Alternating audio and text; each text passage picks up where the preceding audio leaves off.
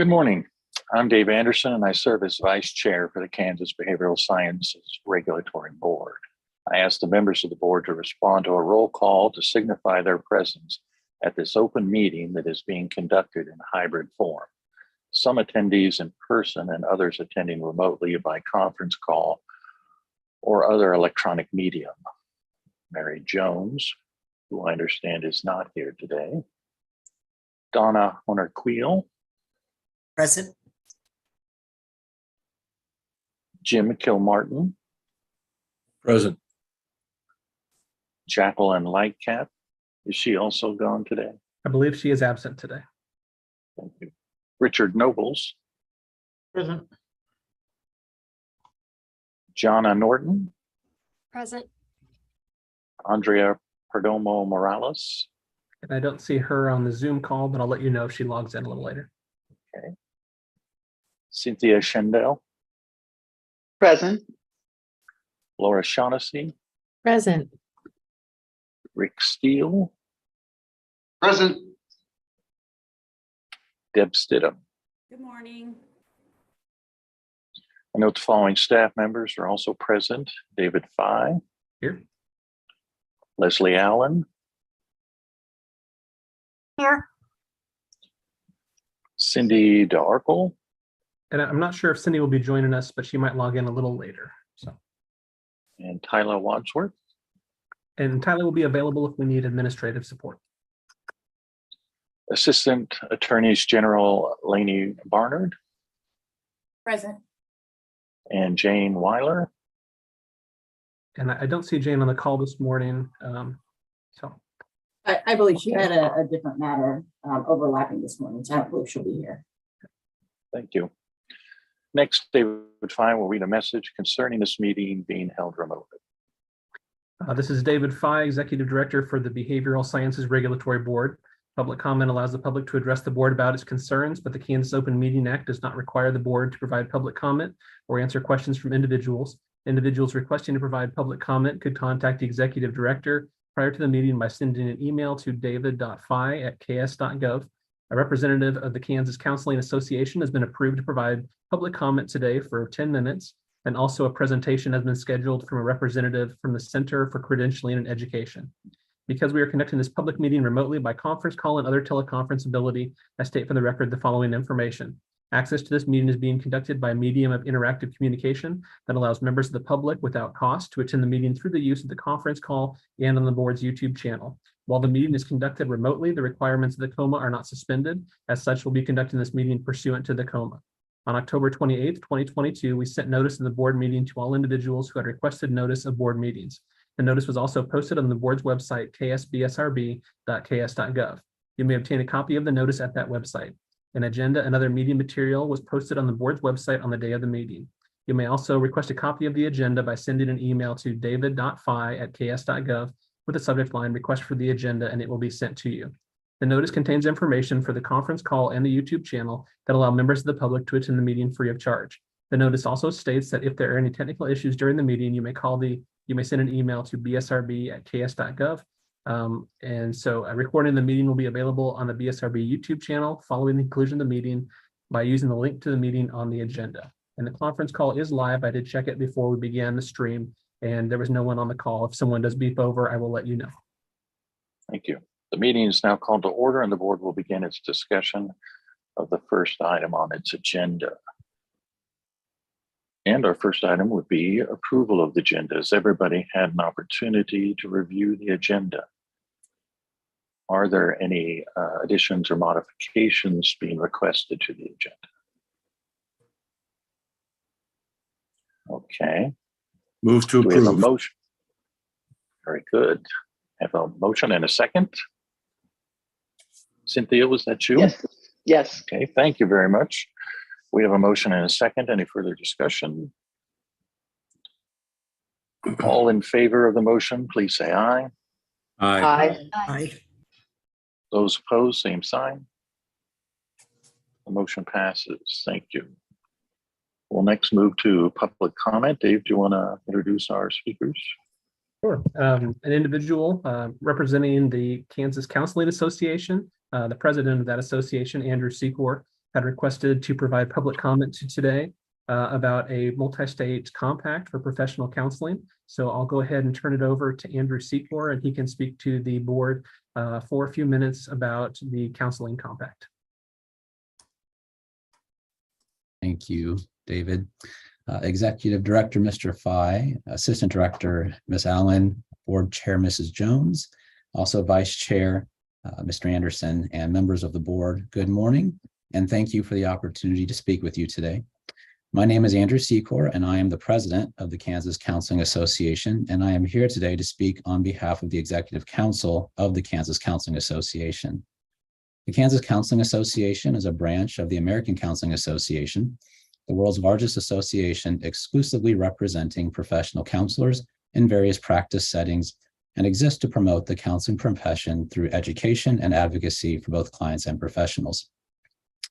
My purpose in being here today is to generate awareness and conversation about the counseling compact legislation that is being enacted in various states around the country. The issue of counselor mobility and a client's ability to continue services when moving outside their provider's service area is an issue well known to people in the mental health care field. The American Counseling Association explored ways to increase portability and mobility for licensed professional counselors for many years. The compact legislation was developed by the National Center for Interstate Compacts. And I apologize, they settled on the compact option, and the legislation was developed by the National Center for Interstate Compacts at the Council of State Governments. The Kansas Counseling Association is actively pursuing support for this legislation. The Counseling Compact creates an agreement between member states to allow privilege to practice in each other's state. Compacts are not unusual and are growing in use. Currently, compacts exist for nurses, physicians, physical therapists, psychologists, emergency management personnel, speech-language pathologists, and audiologists. Licensed compact legislation is under development for occupational therapists and occupational therapy assistants, physician assistants, and advanced practice nurses. It is important to state that this compact does not grant a license to any professional. The compact also does not impact the scope of practice as defined by any member state, and therefore does not affect regulatory authority. The Counseling Compact leaves state-specific licensure requirements in place, therefore not impacting a member state's existing licensing system. According to information provided about the compact legislation by the Council of State Governments, there will be no significant fiscal implications for states. There are specific requirements for professionals to be eligible for the privilege to practice in another state.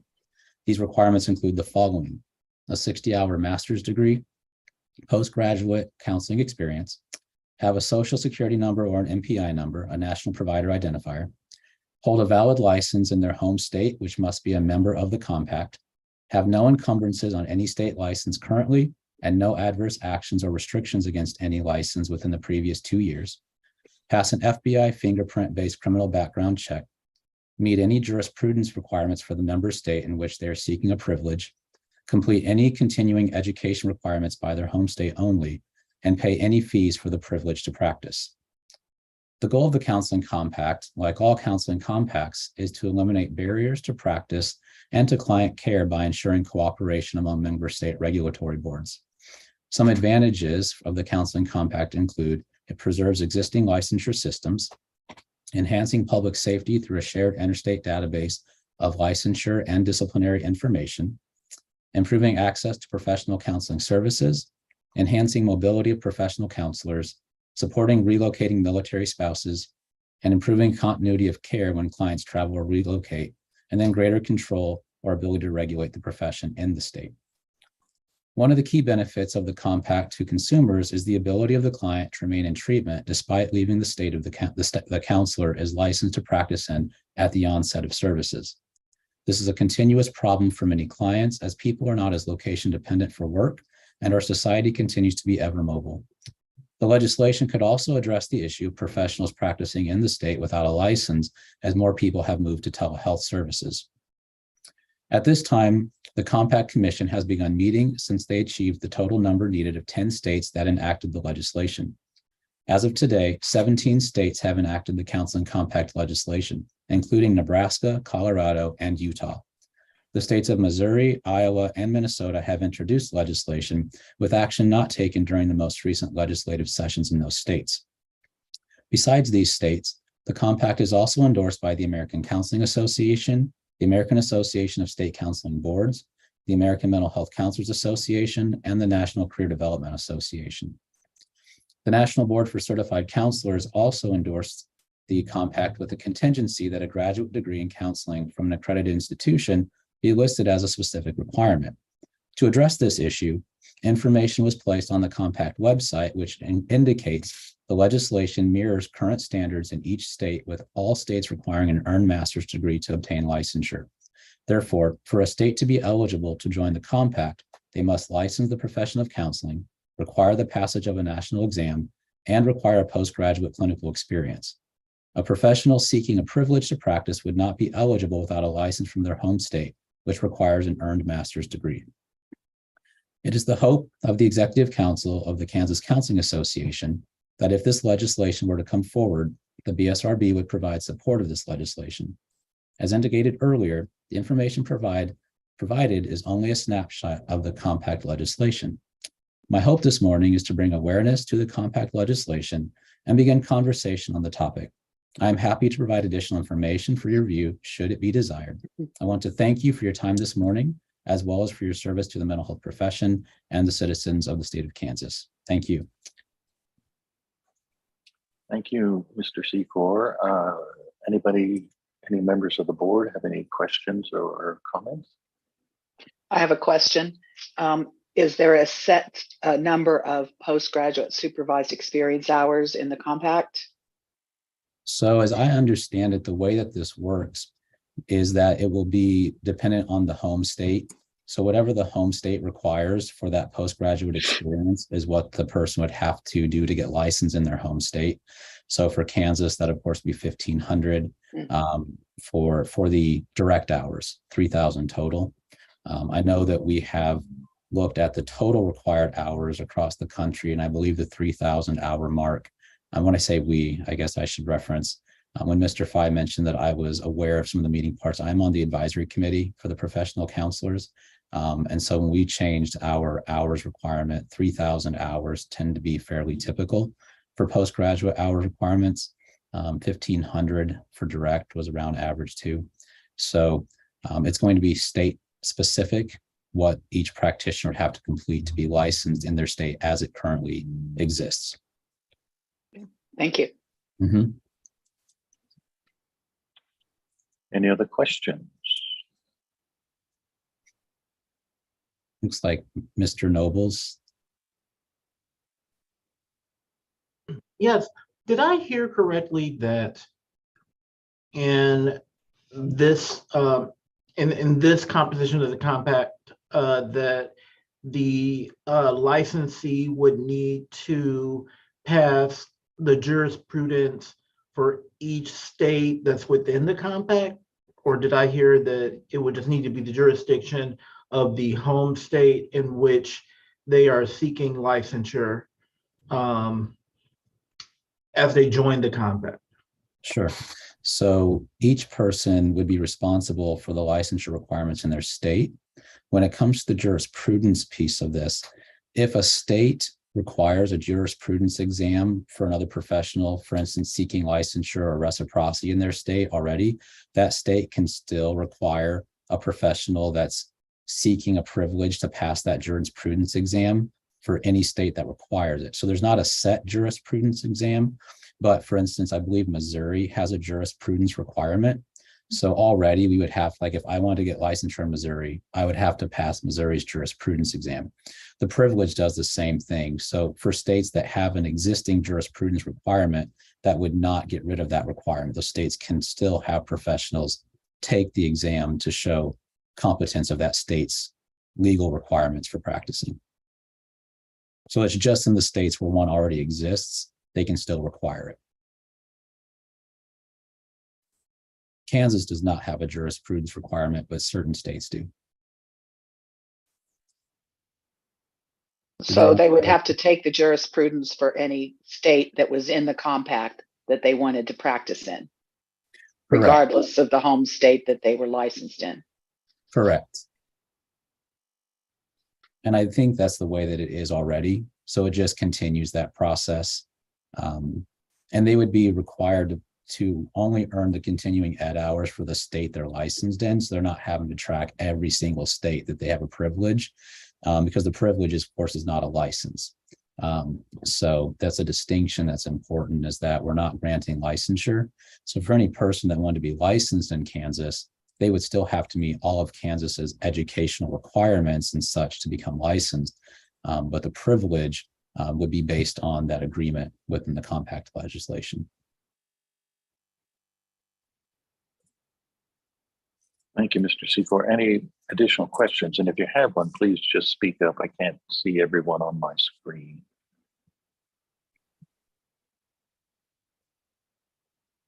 All right, hearing none, then we will move on. Thank you again, Mr. Secor. Thank you.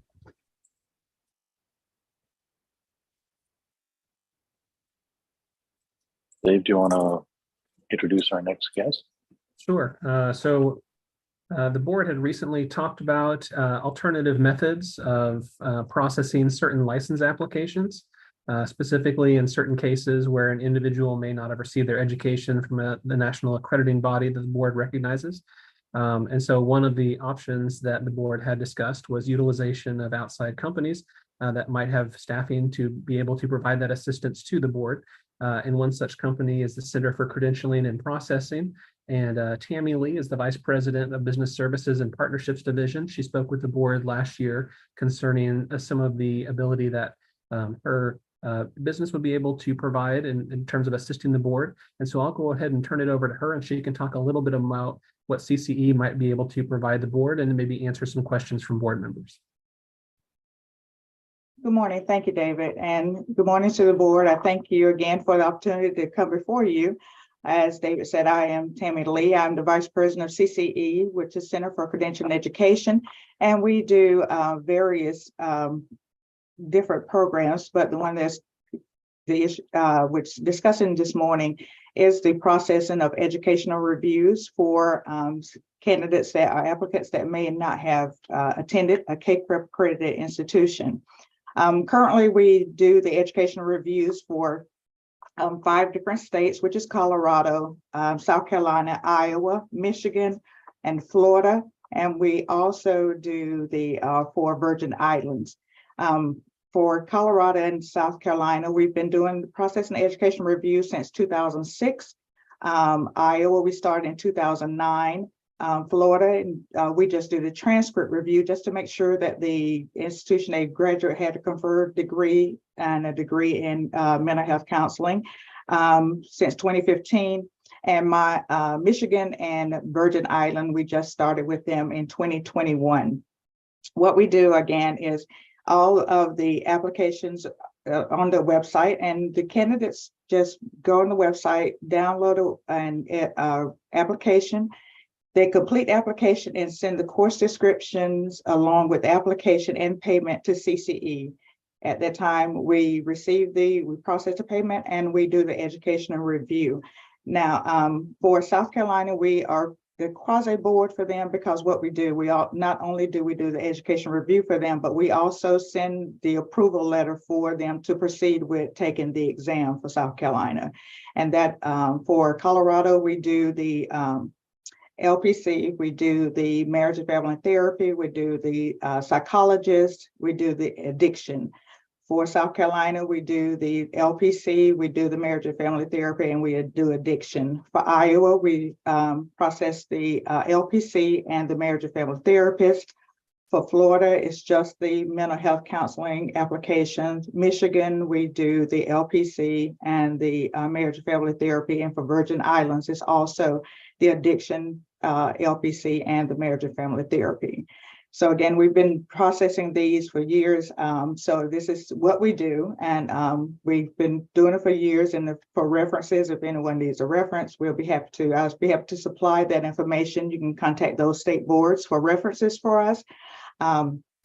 We do also the applicants work directly with us, so they're not contacting the board office regarding the education review. Payments and everything is between the candidate and the CCE.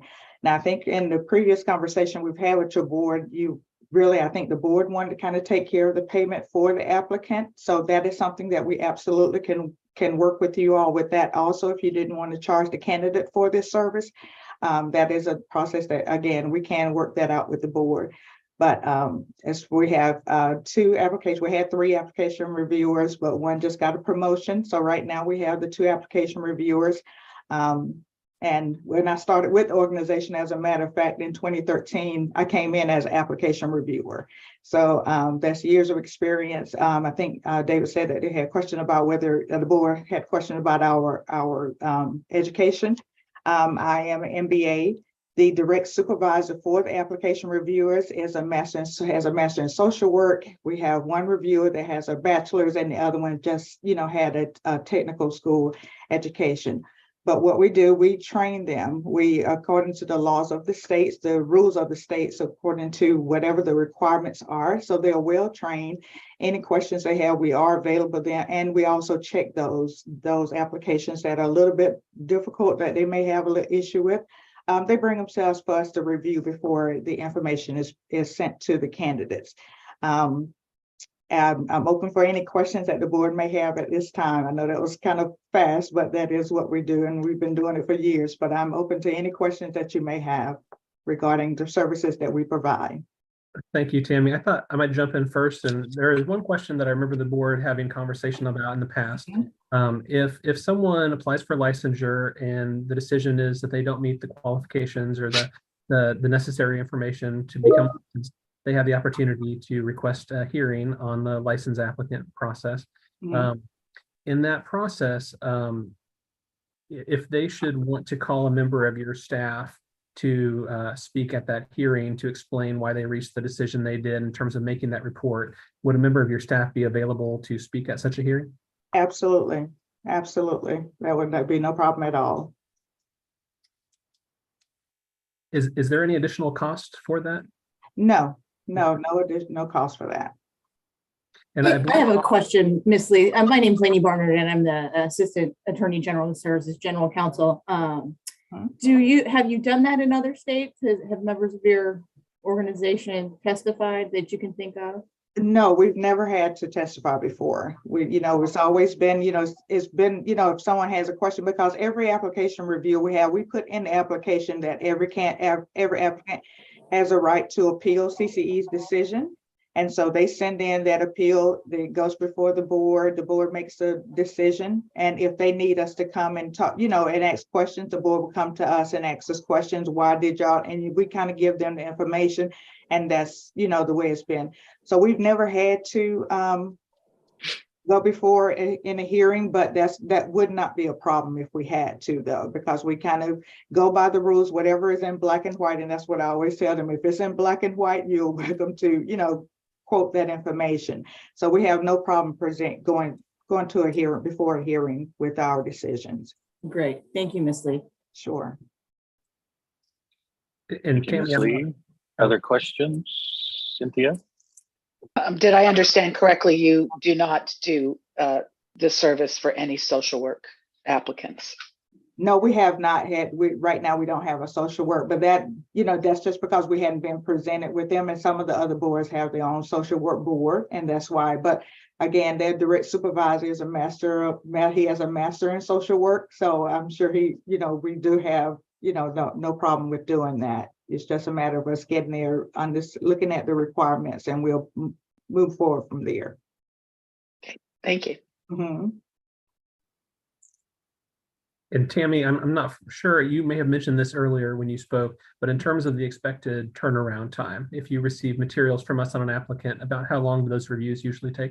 In the application, we've had one at 6 weeks, but I'll turn around town because I have to give Colorado a quarterly report. Our turnaround time has always been, it's less than 2 weeks. That's just how fast we process these applications. So we try to get them, but even though the application says 6 weeks, it's rarely is it over 2 weeks that we don't turn around and send the information back to the candidate. And could you comment on the cost of the specific application reviews? For our board, the number that we see sometimes that need a thorough analysis, such as what it sounds like your company would provide, Most of those would be professional counseling, but we also have a fair number of addiction counseling as well. So I wondered if you could just comment a little on the expected cost of doing those types of reports. Sure. Right now, just for the education review, it's $150 for the LPC. For the addiction, it's $100. And we do the thorough review. And if you see on South Carolina's application, we charge $170, and that's because we do the extra step of sending the approval letter for them to take the exam, and we follow through with that information and make sure we send the letters out for that and the exam scores for those candidates afterwards. So that's why theirs is $20 higher, but it's $150 for LPC and $100 for addiction. Couple questions. Thank you. Go ahead. David. So I was curious as to, and maybe this is implied, but oftentimes we have to seek out additional information from the school or a certain professor or a supervisor, and I'm assuming you do all that legwork. Yes, we do it all. So the only thing, once we finish with application, that's when it's sent to the board. Other than that, the communication between the applicant is with CCE, and any other additional information with me that's needed, CCE does that. And then my second question, and just out of curiosity, so I'm clear on the states that you currently contract with. Have you had any contracts that you started with and then they decided they didn't want the service anymore? No, every state that we've started, we still have that state going right now. And I actually have a meeting with the Kentucky board on Friday for the same service. So we continue it. And like I said, we've been doing this since 2006 was our first contract, and we've been continuing with them since then. I had another question, and this might be for David, and you might have already told this, I don't know. Is there any other companies that provide this service in the country? I'm not sure about that. They may very well be. I'm not sure. So I can't answer that. Because it feels, I mean, I'm thinking you're just going to take over the whole country. We would love to. We would love to. And Deb, I have done a little bit of research. I have not seen another company that does the same type of reviews. Now, looking at ASWB, the Association of Social Work Boards, I think it is possible that they may do one just for social work applicants, but I'm not 100% sure about that. Makes sense. If they do something like that, it would be limited to just social work applicants. That's all. Thank you. Any additional questions? All right. Thank you very much, Ms. Lee. We appreciate your joining us again. You're welcome. If you have any other questions, David knows how to get me. All right, you enjoy the rest of your day. You too. Thank you. Okay, we will move on to next item on our agenda, review and approval of our previous board meeting minutes. We have 2 to do. We will start with September 12th. Everybody had an opportunity to review those minutes. Any requests for changes, additions, deletions? I had one item. This was for the October 24th minutes, and it may just be something I need clarification on. That's, can we do September and then we'll get to October? Sorry. No, you're fine. You're fine. I moved to approve. No. the minutes. Okay, thank you. We have a motion to approve. Do I have a second?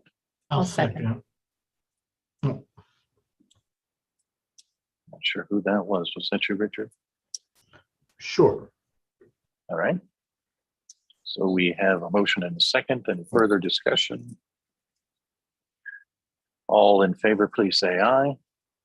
Aye. Aye. Opposed, same sign.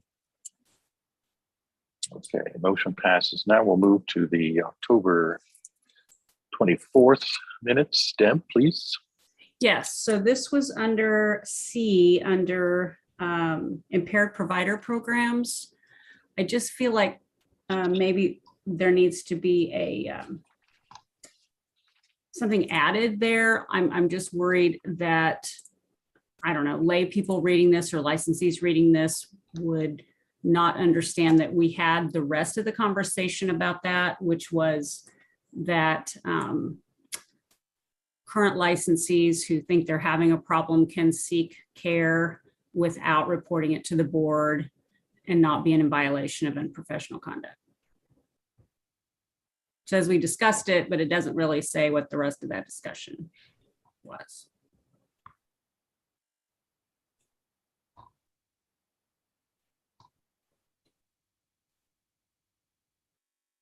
And just to make sure that I'm clear on this, so that was towards the bottom of that where it discussed about if individuals would be able to use the program anonymously. Yes. And so the language that you would like to have added to the minutes, I just want to make sure that I have that down right. Well, I think it was a comment that Cindy made, honestly, because the board was discussing that and concerned about that kind of double bind situation. And she said, oh no. And I think Jane Weiler agreed with that as well, that as long as the use was not impacting your practice, that was not considered unprofessional conduct and that you may seek those services without concern for that. So is that just the changing of one word where it says the board discussed whether, strike whether, and said the board discussed that an individual utilizing the program would be able to do so anonymously? Is it whether versus that? I don't, as opposed to another sentence further It feels down. like it is important to include the piece about unprofessional conduct. No, I would continue that. And Oh, okay. Okay. But if due to an unprofessional conduct, somehow it's just that one sentence I see. Yeah, I agree with you. We need to somehow make that more definitive. So if I added language that that it was noted that as long as the impairment was not affecting their ability to practice, that the individuals could seek services anonymously without it being a violation of unprofessional conduct. I think that's pretty clear.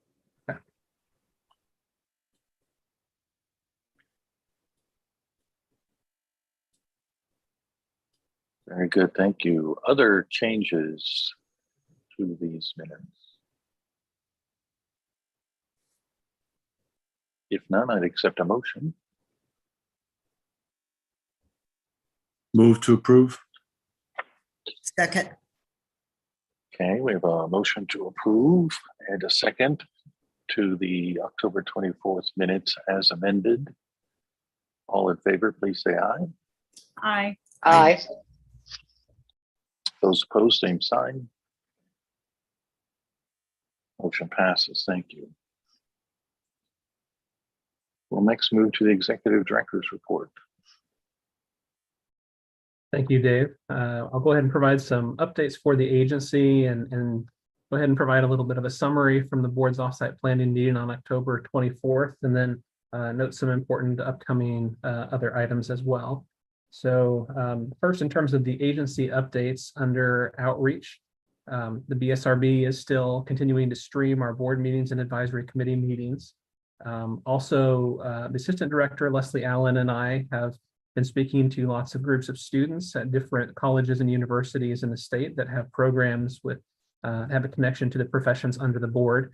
We're talking to them about helpful information as they approach attempting to become licensed, and then also information about discipline, so they're aware of that before they enter the profession. And then also letting them know about some of the really helpful resources we have on the website to help them become a good professional when they enter these fields.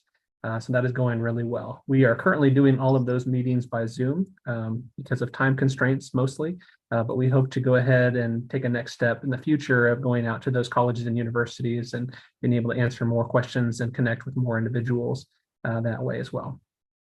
In terms of an update on the governor's direction on in-person meetings in state office buildings, we have been seeking direction from the governor's office on any change to the policy that they have had in place for some time now in terms of providing proper spacing for individuals if you have an official meeting in a state office building. There has been no change in that policy currently. Should the board want to start to have in-person meetings again, I'm not sure there would be a way for us to do that in the board's conference room, but there are some alternatives. The Board of Healing Arts did indicate we would be able to use their room if we want to try to do that. Also, here in the Eisenhower building, we do have some larger conference areas. And so if the board was interested in doing that, we might be able to use one of those. That is some other options, but in terms of a general direction, we still have the direction about avoiding in-person meetings. So I just wanted to let you know some of the options and that there really hasn't been a lot of movement on that, but we are still having those conversations. In terms of updates on revenues and expenditures, I did go ahead and look. We just recently closed the essentially a quarter of the year when you look at July through October revenues, and looking at that quarter versus the quarter last year, we have received a little bit more in terms of revenue. It's so far about $344,000 that we've collected so far since the beginning of this fiscal year. Last year at the same time, we had collected about $315,000, so we are collecting more revenue. Expenditures are higher. Part of that is that a year ago, we had a staff member who had left the agency, and so for some time, we were paying less in terms of salary and wage costs, and also we had authority to hire a part-time staff member. That part-time staff member was hired just at the start of the fiscal year, and so we now have that individual on board as well. So expenditures are a little bit higher, but the revenue is coming in a little bit better, so there's no danger to our current balance in the BSRB fee fund. Concerning update on the expert review process, we went ahead and had an individual speak to the board this morning and provide public comment. The board is utilizing experts when we review applicants in certain situations where they didn't receive their education from a program that has been approved by the board or one that is accredited by the national accrediting body. We are still seeking to grow the number of experts that are assisting the board. It is a small number, and we appreciate the work that those individuals do. But if you do know any individuals who think would be able to assist the board with those types of reviews, please let us know. We also want to provide other options for the board to consider in the future concerning companies like CCE. But currently we're using the expert review process, and we could use some assistance to identify more individuals to help with that process for right now and also for the future. And then I wanted to go ahead and provide some updates from the board's offsite planning meeting. Thank you all again for your hard work. The board does attempt to have an annual meeting in the fall to work on items for the legislative agenda and other items that they have been discussing over the course of the year. The board did meet in Olathe on October 24th, 2022. We had one visitor attend that meeting and observe as well.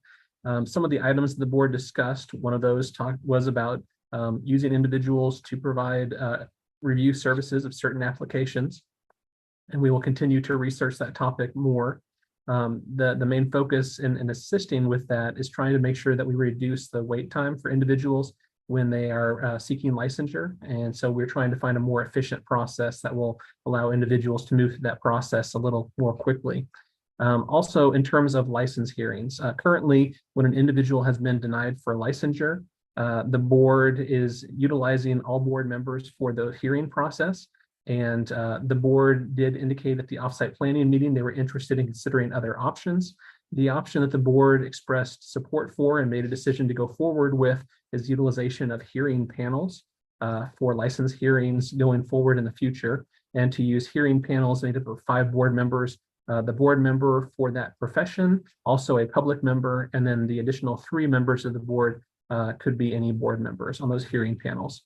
Additionally, we referenced the impaired provider program that was discussed. We recently had an individual provide information to the board about types of impaired provider programs and different ways that those could work. Also, I shared some information about my research and looking at other state agencies that utilize those impaired provider programs and those that are in other states that have a similar composition of professions that we do, and how that has worked for their boards. The direction of the board from that October 24th meeting was to go ahead and look at pursuing an RFP to go ahead and put that out to see what vendors may be able to offer to the board in terms of an impaired provider program.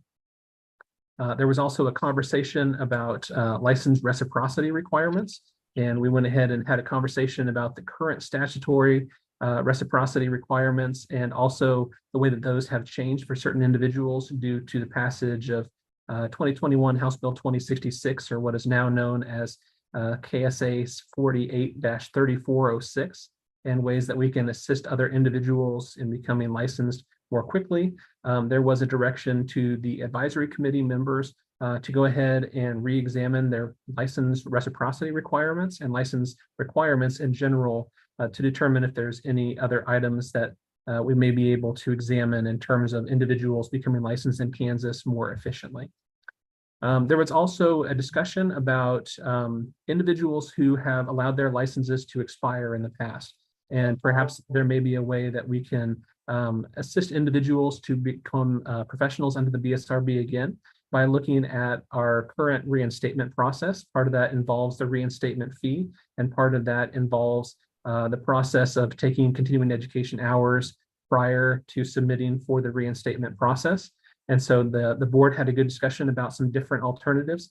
The method that the board was supportive of in terms of the reinstatement was that if someone has been out of the profession for at least a year, that we should move forward with looking at language to go ahead and reduce that current fee. Right now it is double the license fee, but if they've been out of the field for at least a year and they wish to be reinstated, to go ahead and move that fee down to just a regular license renewal fee instead of the reinstatement fee or the reinstatement penalty, and also to offer a new temporary license type that someone could use. And so that way they would not have to have all of their continuing education hours at the time that they seek to reinstate their license. And then that temporary license would be for them to begin to work while they are taking those remaining continuing education hours. And then once they had finished those hours, they would be able to have that converted to a permanent license. So we're moving forward on setting that up in terms of a request for legislation for the 2023 legislative session. Additionally, there was discussion on questions we had received on BSRB interpretation of postgraduate experience and training plan questions. These primarily focused on individuals who are seeking to obtain a clinical level license for a couple different professions. And there was a question of a certain regulation that referred to individuals obtaining hours if they had a doctoral degree. And the discussion on the board, ultimately the board's decision was that the regulation in question should be interpreted that the individuals would be able to receive half the hours if they already had their doctoral degree. And that is currently what the BSRB had been using as that interpretation. So the board had a discussion about possible different interpretations of that, but they asked for us to move forward with our current interpretation, and they didn't recommend any changes to the language in regulation. There were also some recommended changes for the behavior analyst profession at that offsite meeting. One was to request statutory language to modify language in KSA 65-7504, and that was to change the statutory language which allows disciplinary remedies for the board in situations where an individual has violated the rules of unprofessional conduct. And this is specifically for the behavior analyst profession. Their statute reads differently than the others. And so the recommendation was to have that statute read more similarly to the other professions, to add different levels of remedies the board could utilize in some of those situations, and to change some of the language around the description in that statute as well. And then the board did recommend requesting in legislation that the statute that names the board members should add an additional board member for the behavior analyst profession, and should also make some clarifying language changes so that the statute is clear that the individuals who are licensed by the BSRB are able to serve in different capacities as board members, just to clear up any kind of confusion in the terms of the way that that's currently worded in statute. Additionally, there was a recommendation to request in legislation creation of a new type of temporary license for applicants from social work programs who receive their education from a program that is in candidacy for accreditation. And so that would allow those individuals to receive a temporary license while their program remains in candidacy. And then when the program becomes fully accredited, that will be converted to a permanent license. And then if the individual program does not become accredited, then the individual will not be able to practice under that temporary license. But this will allow us to license with a temporary license a number of individuals who are applying from those schools that are in candidacy for accreditation.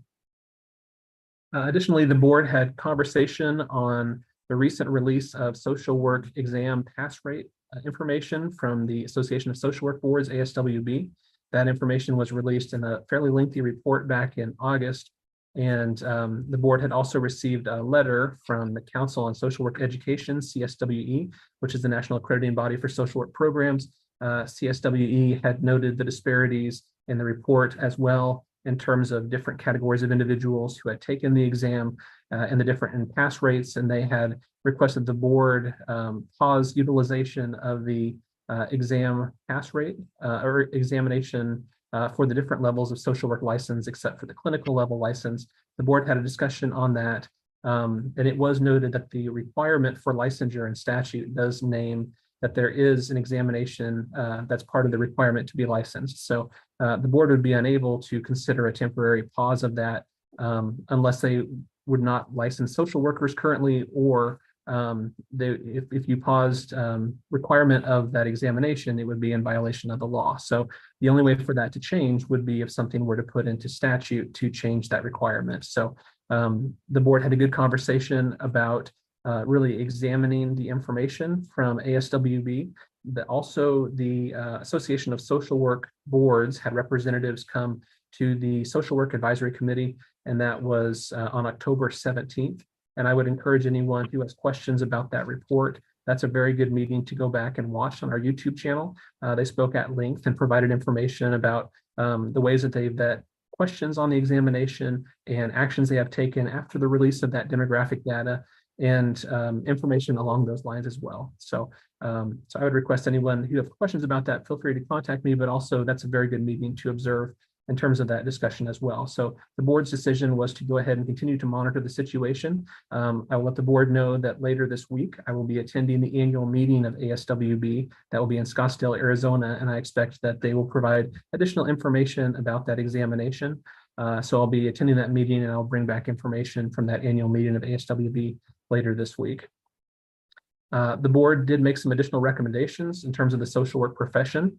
There was a recommendation to go ahead and request legislation to have board-approved supervisors for the social work profession, and to request that in terms of statutory language for a bill for this coming session.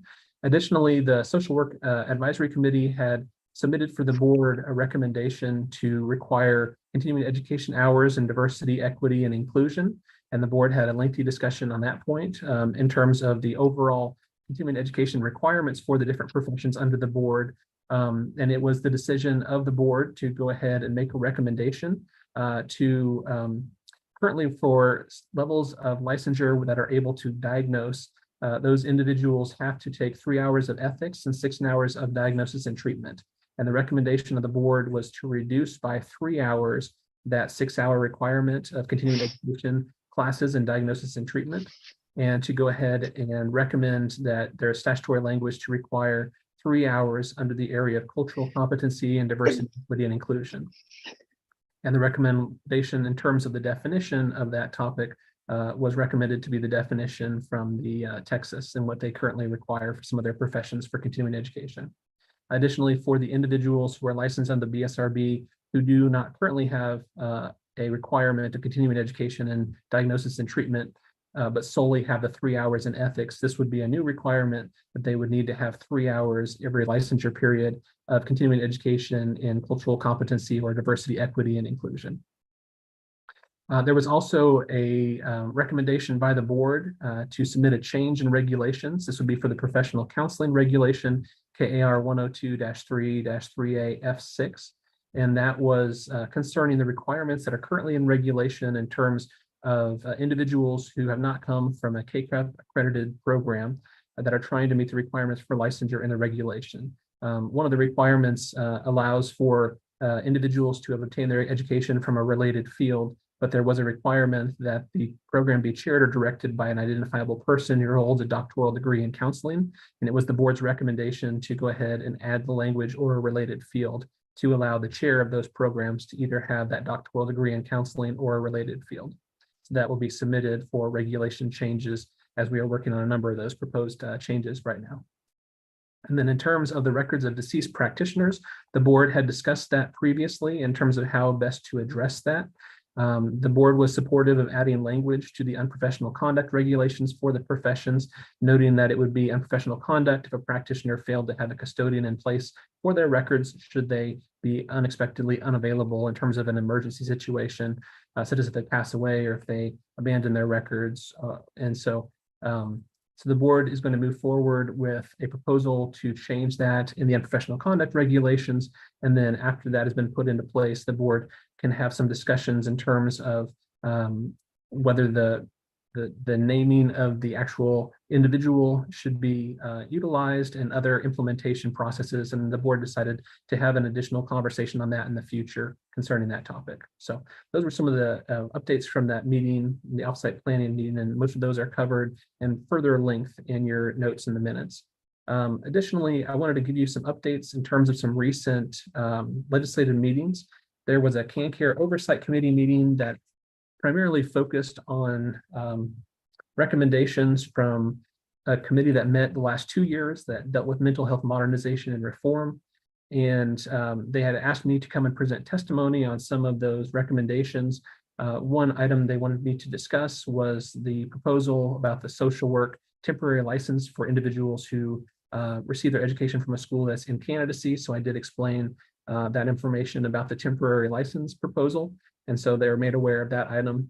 Additionally, we had a meeting of the Joint Committee on Administrative Rules and Regulations. As you can see later on in your packet, there are a number of rules that have gone through the open hearing process. We had that open for individuals to submit written comments. And additionally, we had an official meeting for any oral comments to be presented.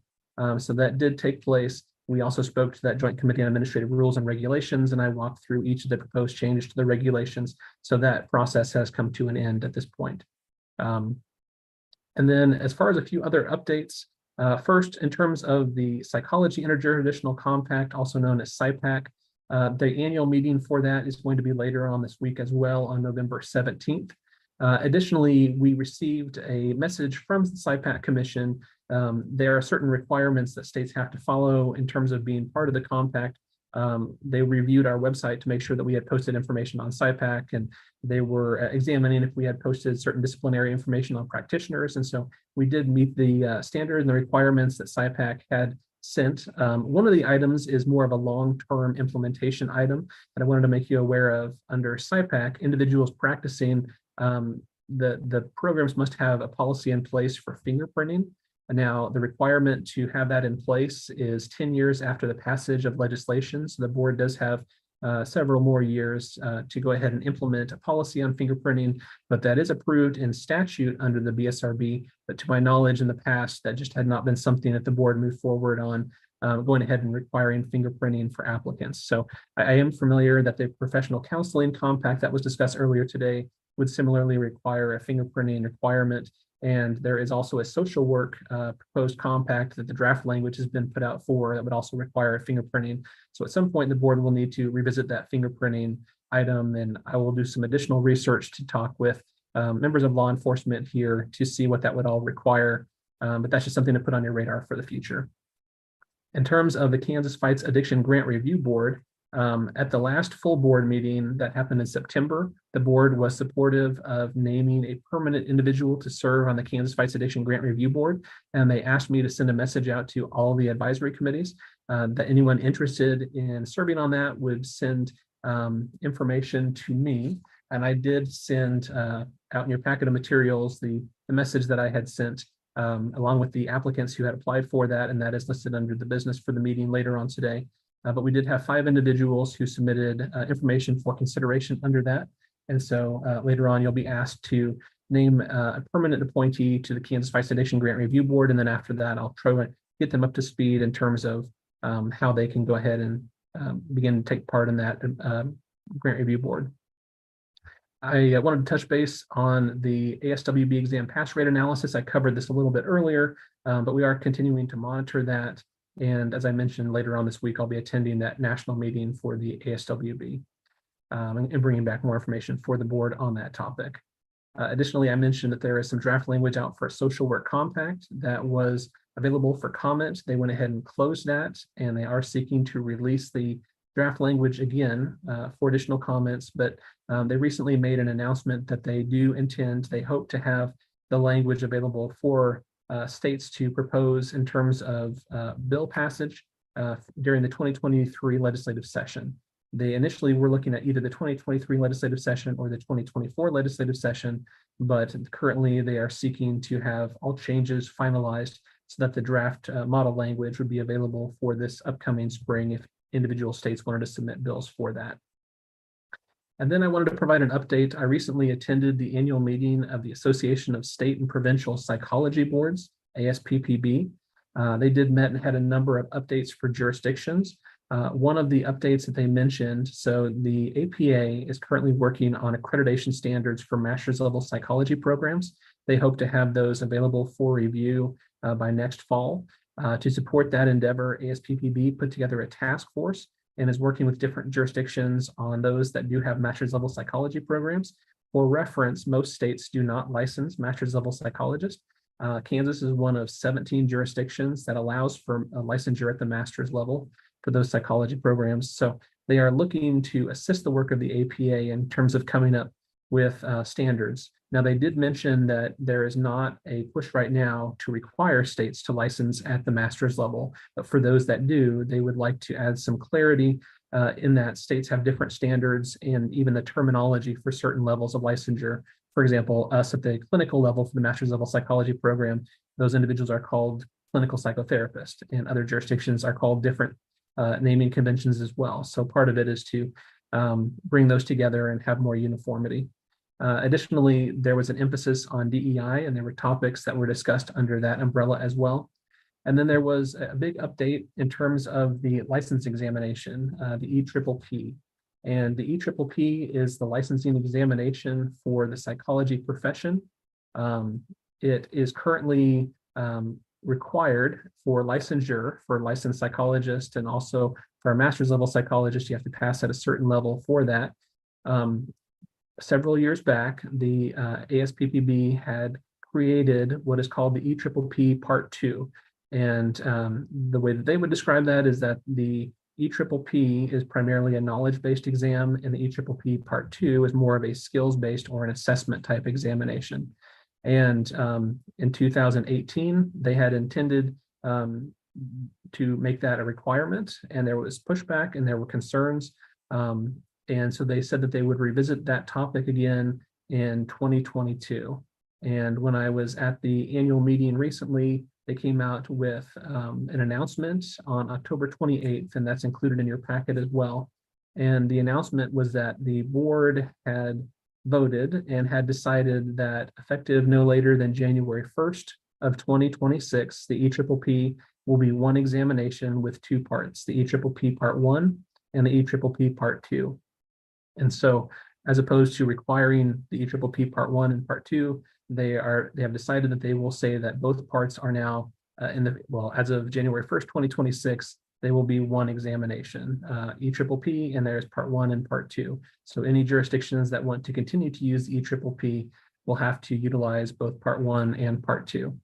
This was not something that came before the jurisdictions to vote on that topic, although they did offer some town halls this fall to discuss sort of the history of the EPPP Part 2 and to share a little bit of the history of how that was created. In anticipation of that date, October 28th, I did receive a number of messages that were sent to the BSRB inbox, and these were from several different individuals who had expressed concerns about the EPPP2. They had also asked that Kansas as the licensing board for psychologists in Kansas to vote against utilizing the EPPP2 or vote against requiring the EPPP Part 2. I just want to make it very clear that that decision for us to vote to require it for Kansas was not something that was put to the jurisdictions to vote yes or no on. That was a decision by the board. But we did go ahead and I responded back to those individuals who had expressed their concerns, and I let them know that I would be providing updates to the board at this meeting, and that the board would be having the opportunity to have a conversation on that topic. I do know that there are several jurisdictions that have already adopted the EPPP Part 2. As I understand it, it was an optional examination, and you could have individual states or jurisdictions go ahead and require it. And so what they have said is that all jurisdictions that want to use the EPPP must go ahead and use both parts at least on January 1st, 2026. If they would like to be an early adopter and move forward on that, that is an opportunity as well. But I wanted to go ahead and bring that and just kind of clarify some of that information, because I know that there had been some confusion, and I think that there had been some messages that had been sent that were part of maybe a larger form type message. And so I just wanted you to see what the responses that we had received were, and also for you to get the official announcement from ASPPB on that topic.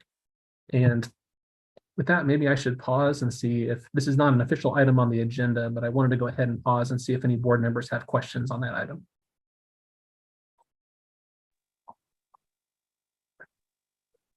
Thank you, Dave. Are you speaking specifically to the EPPP? Yes. Mhm. Okay. Any comments or questions?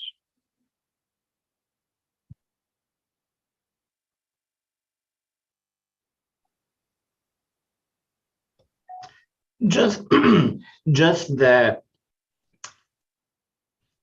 new practitioners, and this is a point that's within the combined letters, new practitioners face barriers to entering into practice, and the cost of the examination, I think, is already prohibitively expensive for some folks.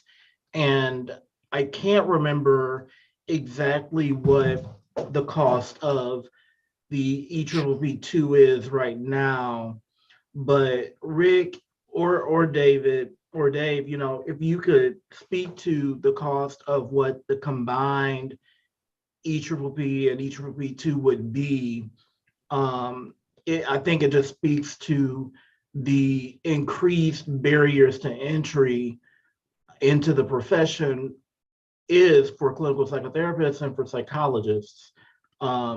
It's just I think it's significant for those who are just exiting graduate school.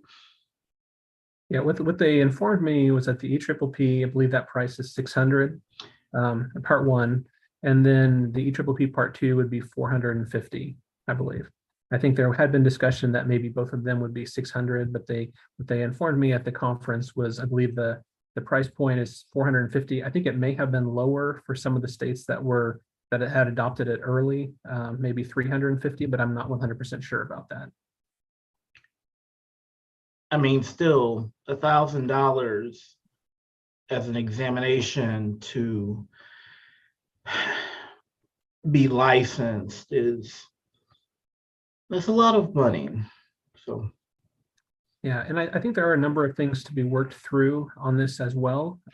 For example, I mentioned we license at the master's level, and the EPPP Part 2 would be establishing sort of a skills-based competence for individuals who are, practicing at essentially the clinical level, and how that's going to work for individuals that are not at the clinical level for the master's level psychology.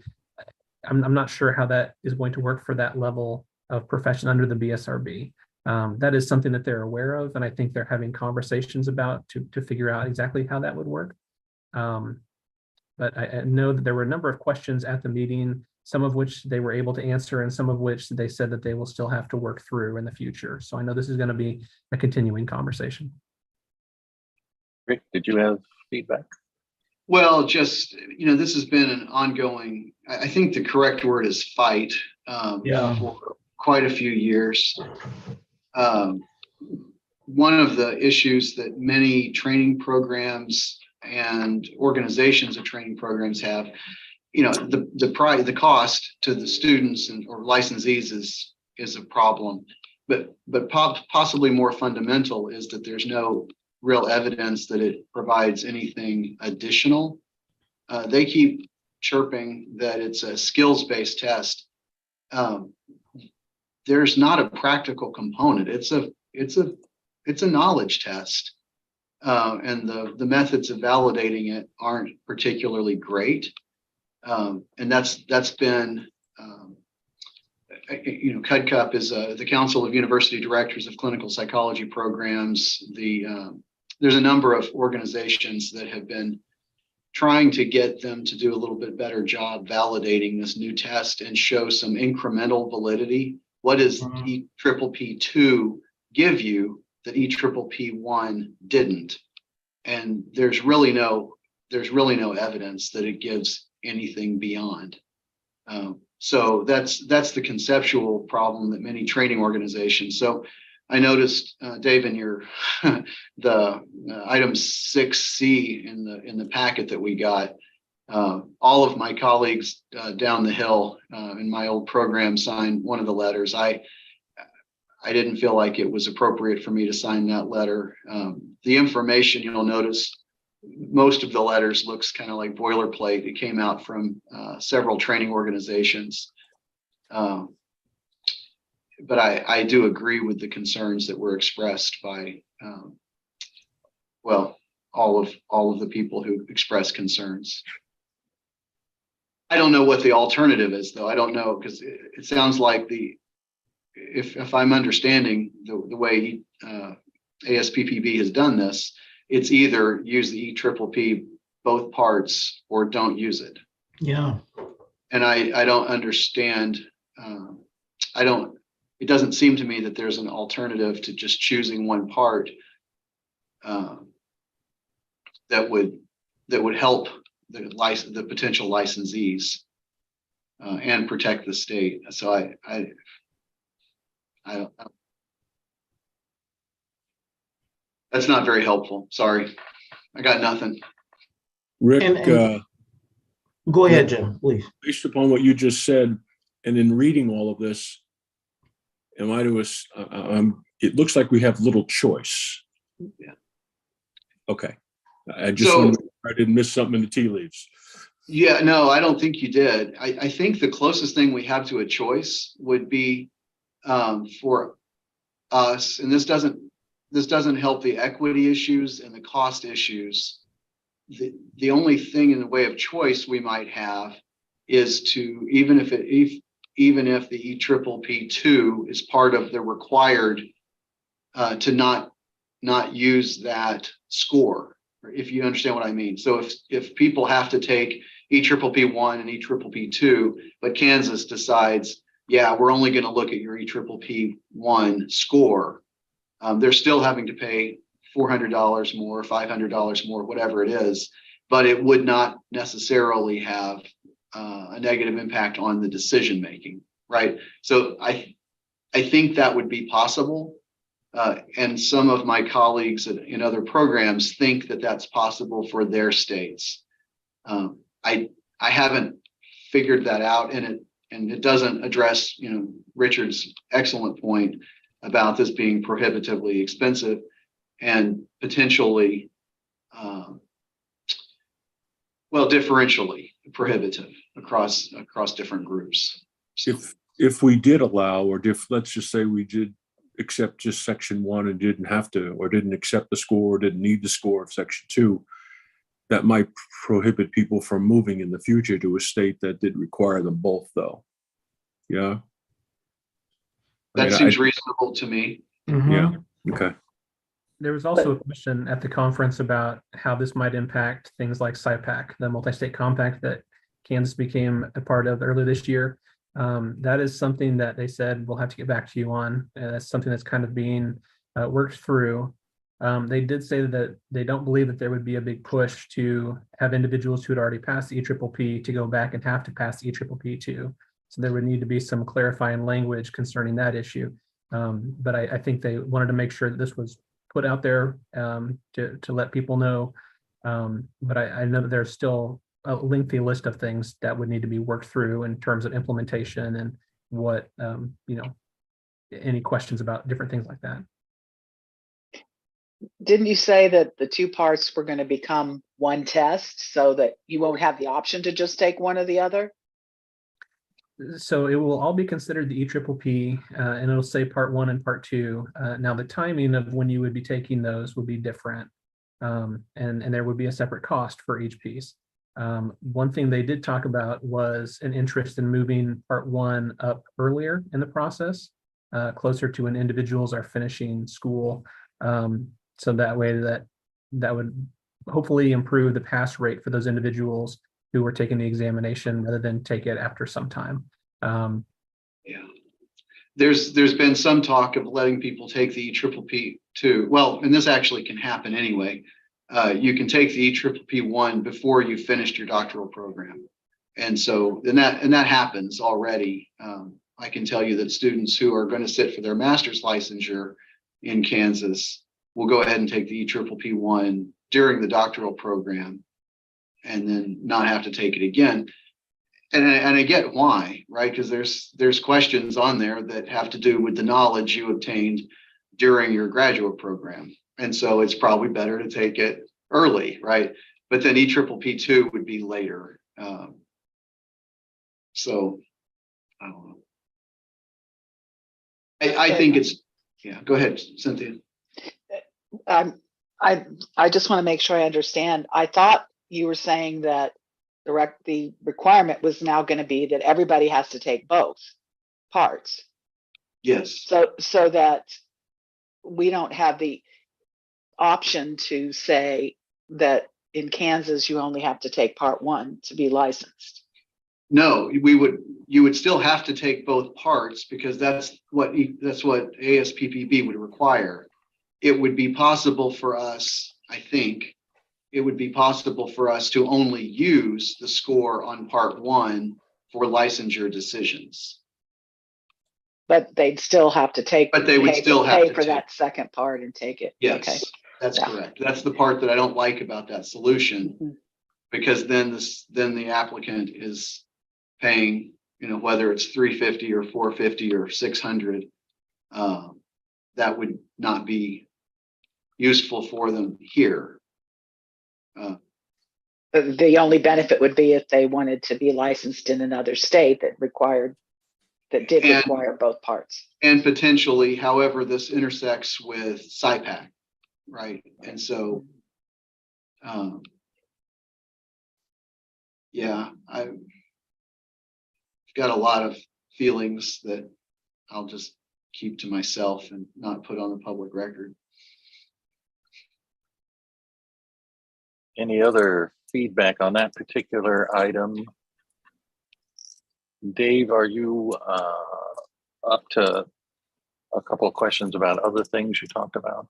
Sure. I think that was the last major item. I did on my report list a lot of the meetings that we had facilitated with the advisory committees and different other meetings that I've attended, but I think I'll go ahead and just end my report. And if there's any questions about other items I talked about or anything else, I'm happy to answer any questions. I have a particular item that kind of dovetails with one of the things you talked about, and also the information we got from Tammy Lee today. I was approached by somebody who was discussing concern about how long it was taking to get people through the licensure process. This particular person also mentioned that some licensing organizations offer expedited licensure for a increased cost. And it made me wonder, as Tammy Lee was presenting, that she said their turnaround was 2 weeks, whether that might be an option for us to offer at an additional cost, which would include the cost of their service, an ability to do a expedited license, which would then take some pressure off BSRB staff to hopefully reduce the amount of time it takes for them to normally get somebody licensed. I think that would be possible in statute. I think it would create some issues. I know we already do a form of expedited licensure for the individuals who are the military members, military spouses, and the other individuals under that bill that passed last year. As a technical answer, I think it would be possible. But what we really try to do is that when someone sends in an application, we do them in the order that we receive them. Though I know that in certain cases where it is a complicated and a very technical evaluation where we really do need an expert, unfortunately, that does bottleneck due to the number of experts that we have available. So I know that is a concern and it is something we would like to address.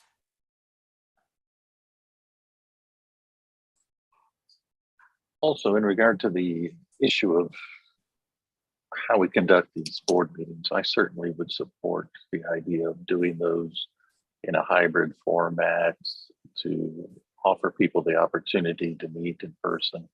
I certainly felt like it was extremely useful from my perspective at the retreat to get the opportunity to meet other people on the board and have discussions with them during downtime. So I would certainly support the opportunity to have hybrid meetings and to locate a site that was large enough to accommodate people in a safe manner. I just want to know if lunch is going to be included. I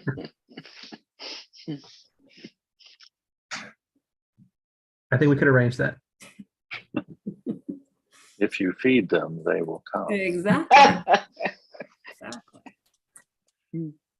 Any other comments or feedback to David in regard to his executive director's report? David, am I correct that we have a plan to break around 11:30? Yes, that's correct. All right. Well, let's move on to staff report.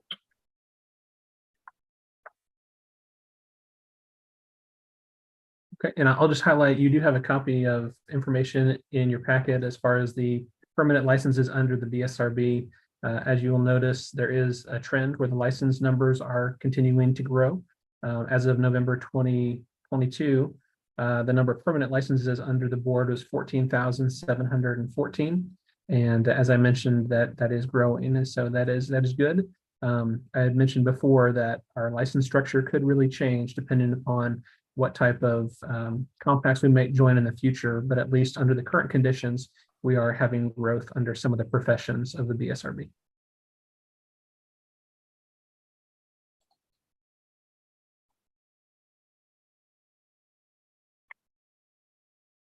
Any questions or comments?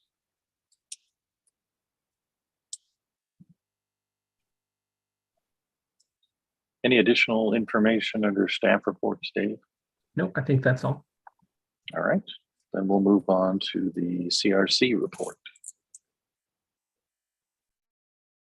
And I'll go ahead and Cindy Darkle, the lead investigator for the BSRB, she is on the call. So Cindy, would you like to share any information? All the members of the board should have a copy of the 3 documents you provided, and I'll go ahead and touch on that after you speak a little bit.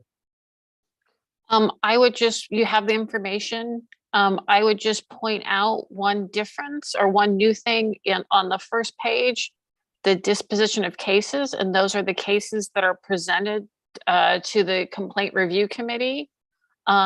Is something new this time is the number of tabled cases. Is there are 8 tabled cases, and what that means this time is there was a large number of complicated cases this time, and so that the complaint review committee didn't make it all the way through the cases this time, and that is something that is a rarity or a new thing that happened. And what that means is that there will be a special complaint review committee meeting tomorrow. And so we've talked a lot about the large workload of members that are appointed to the complaint review committee. And so tomorrow there will be a committee meeting of the complaint review committee to hear the cases that were not able to be heard in the last month's complaint review committee. And so that's why there were 8 tabled cases the last meeting.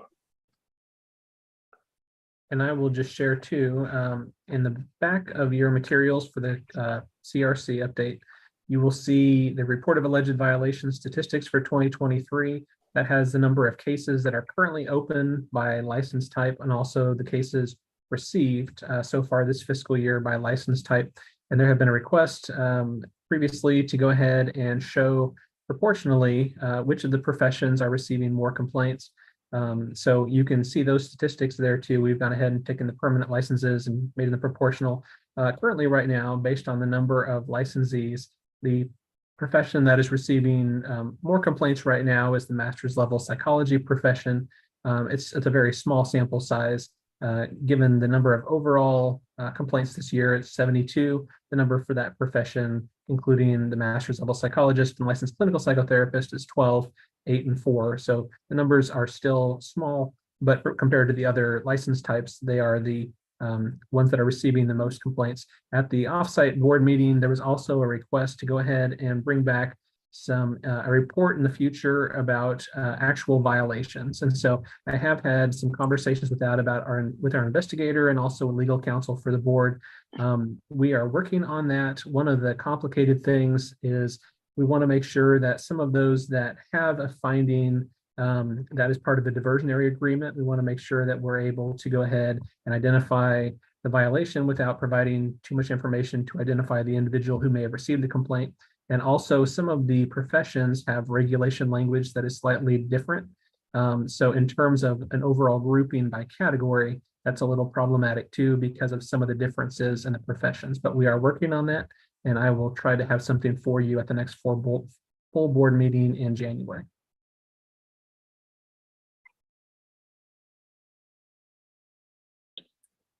Very good, thank you. Anybody have questions or comments about the CRC report?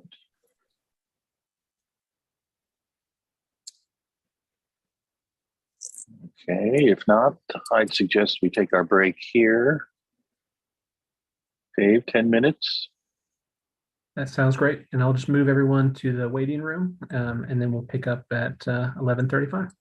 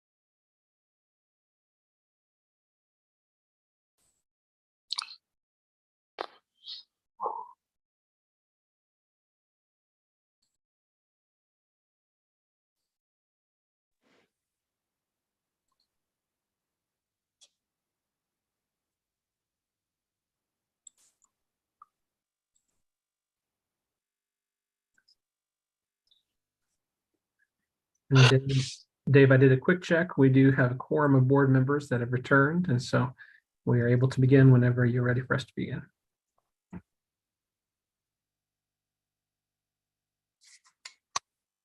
All right.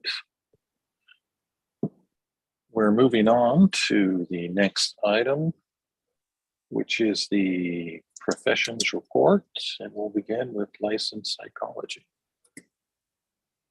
Thanks. Yeah, we met on Tuesday, October 11th as the advisory committee. There were two primary items on the agenda. One was continued discussion of unprofessional conduct regulations. We made it through all of ours, and so that was a major accomplishment. We feel really good about that. We will have some recommendations to bring to the board, but we're going to have one more meeting to kind of go through those and make sure that what we talked about over the course of, I don't know, what was it, Richard, 3-4 months, are all in a nice package for you. That meeting will happen on Tuesday, December 13th. And so after that, we'll be able to have recommendations for the board for some changes in our unprofessional conduct regulations. The other major event or item was some discussion of accreditation standards in doctoral level licensed psychology. I'm going to give you maybe the 1 or 1.5 minute version of the story. Our current licensure regulations make reference to APA standards of accreditation, which have changed substantially since the regulations were written.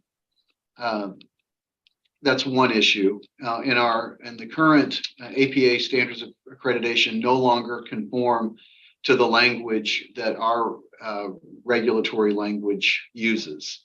It's not, our regulations are not antithetical to what APA says. APA is just now broader in the ways that a student or a program can require information to be covered. Quick example, our regulatory language says that the program must require 3 credit hours of several different things, including biological foundations of behavior, what have you.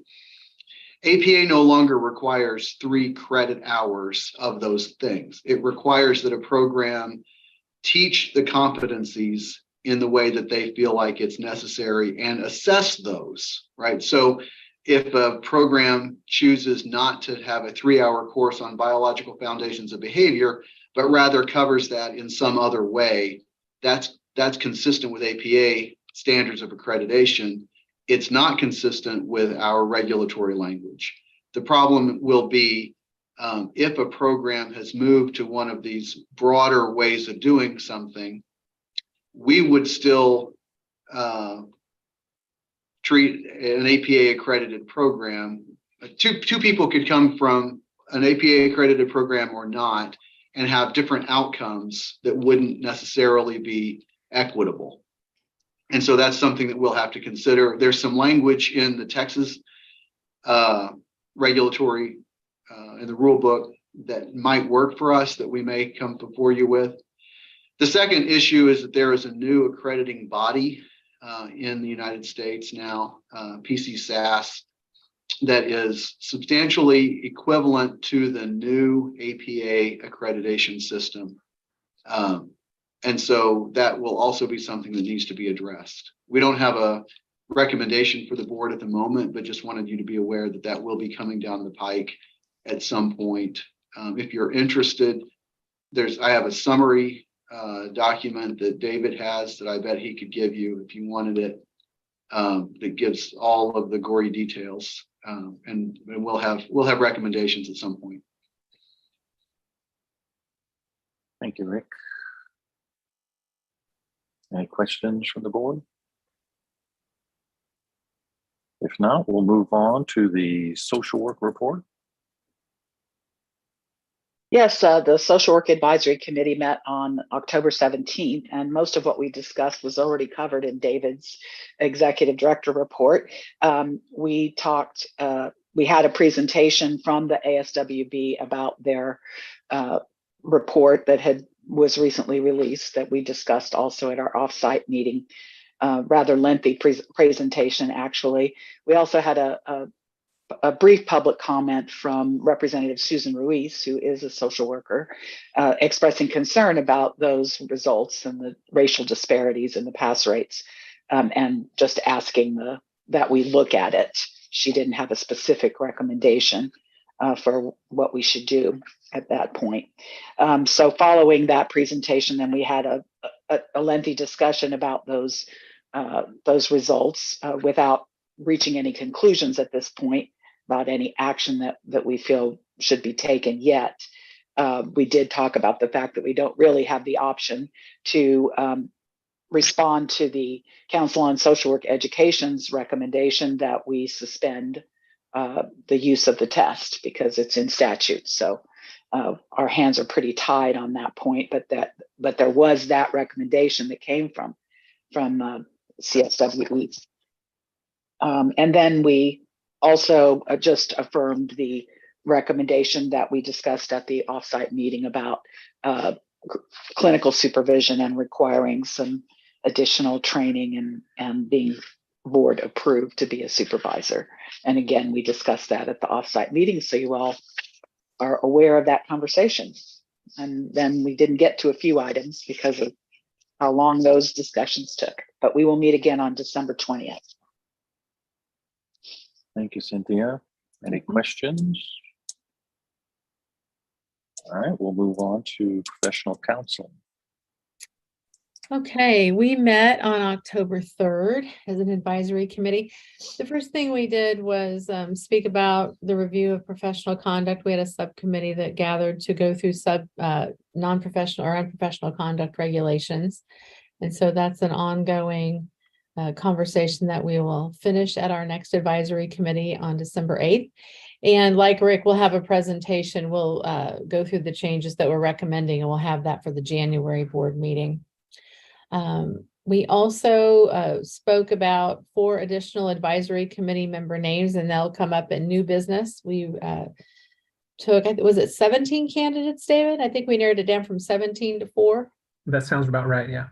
Which was hard. They were all pretty good, but we very easily agreed on who we wanted to bring forward. And then we also had a lengthy discussion about the compact, which you have heard about today from Andrew Secor.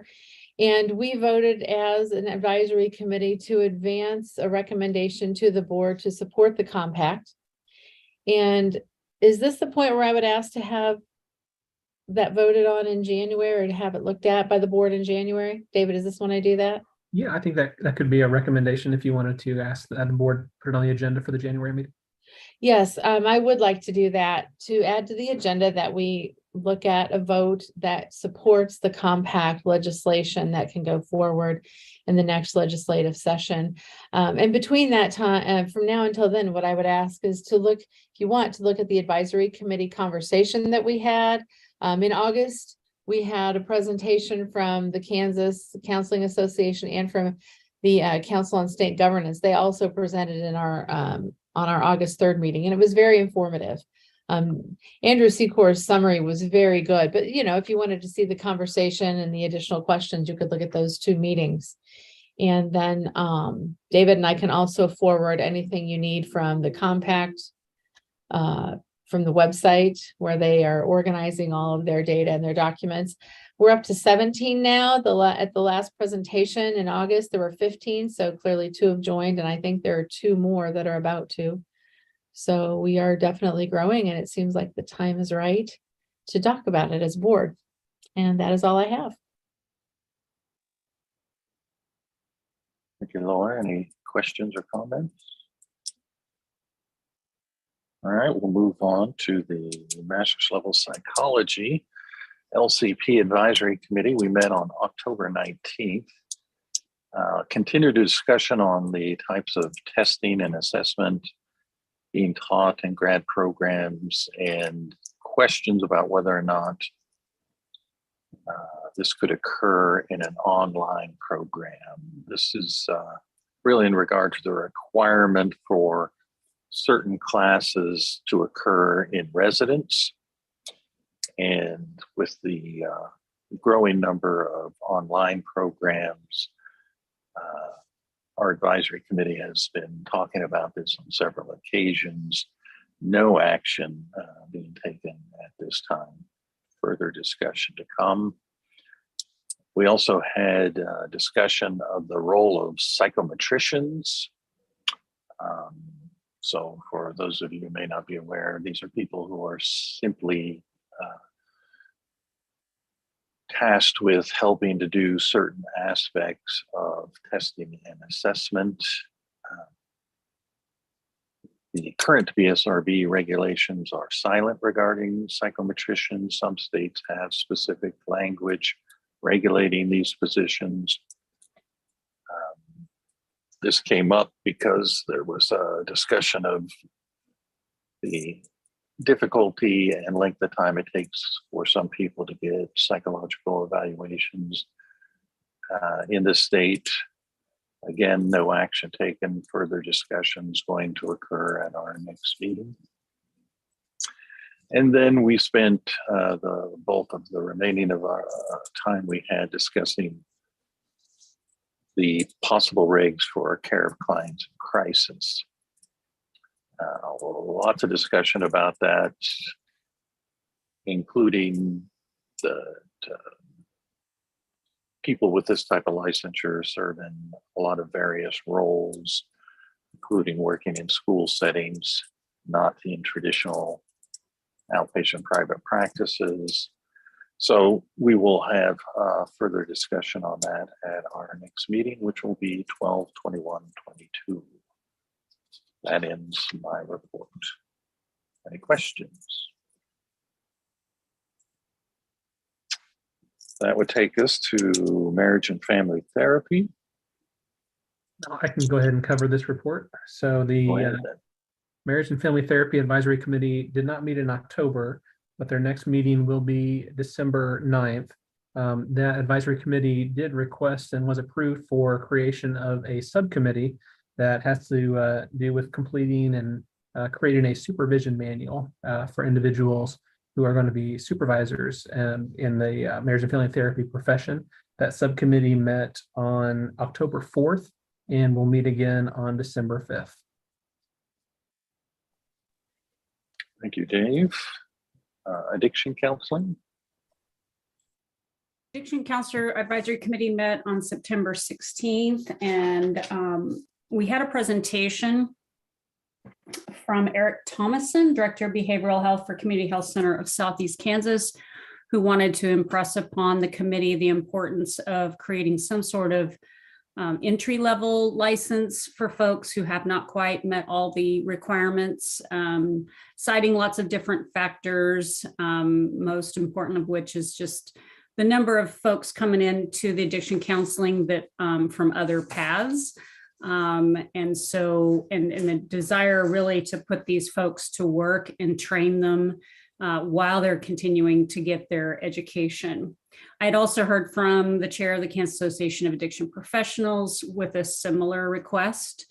And he had sent me a kind of draft of his ideas. There was some similarity and some overlap. So we didn't really have time to get into any of that at that meeting. So we convened an extra meeting on November 3rd. And so my plan is to present some of that to you by the January meeting, so that basically there'll be two types of student temporary licenses. So I thought it was interesting as we were talking about other states not having the equivalent of, let's say, our master's level, because a lot of times they seem to just be pushing people towards that clinical level. So it's time limited or whatever. That's kind of how this would work.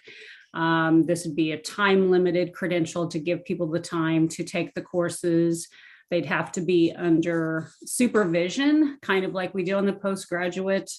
So it'd be fairly specified, and they would have to show documentation at their renewals, that they're actually still on track for for that destination license, if you will, as an addiction counselor. So two types, one that would end in a bachelor's level, the LAC, and the other one, the MAC. So we can talk about that more later.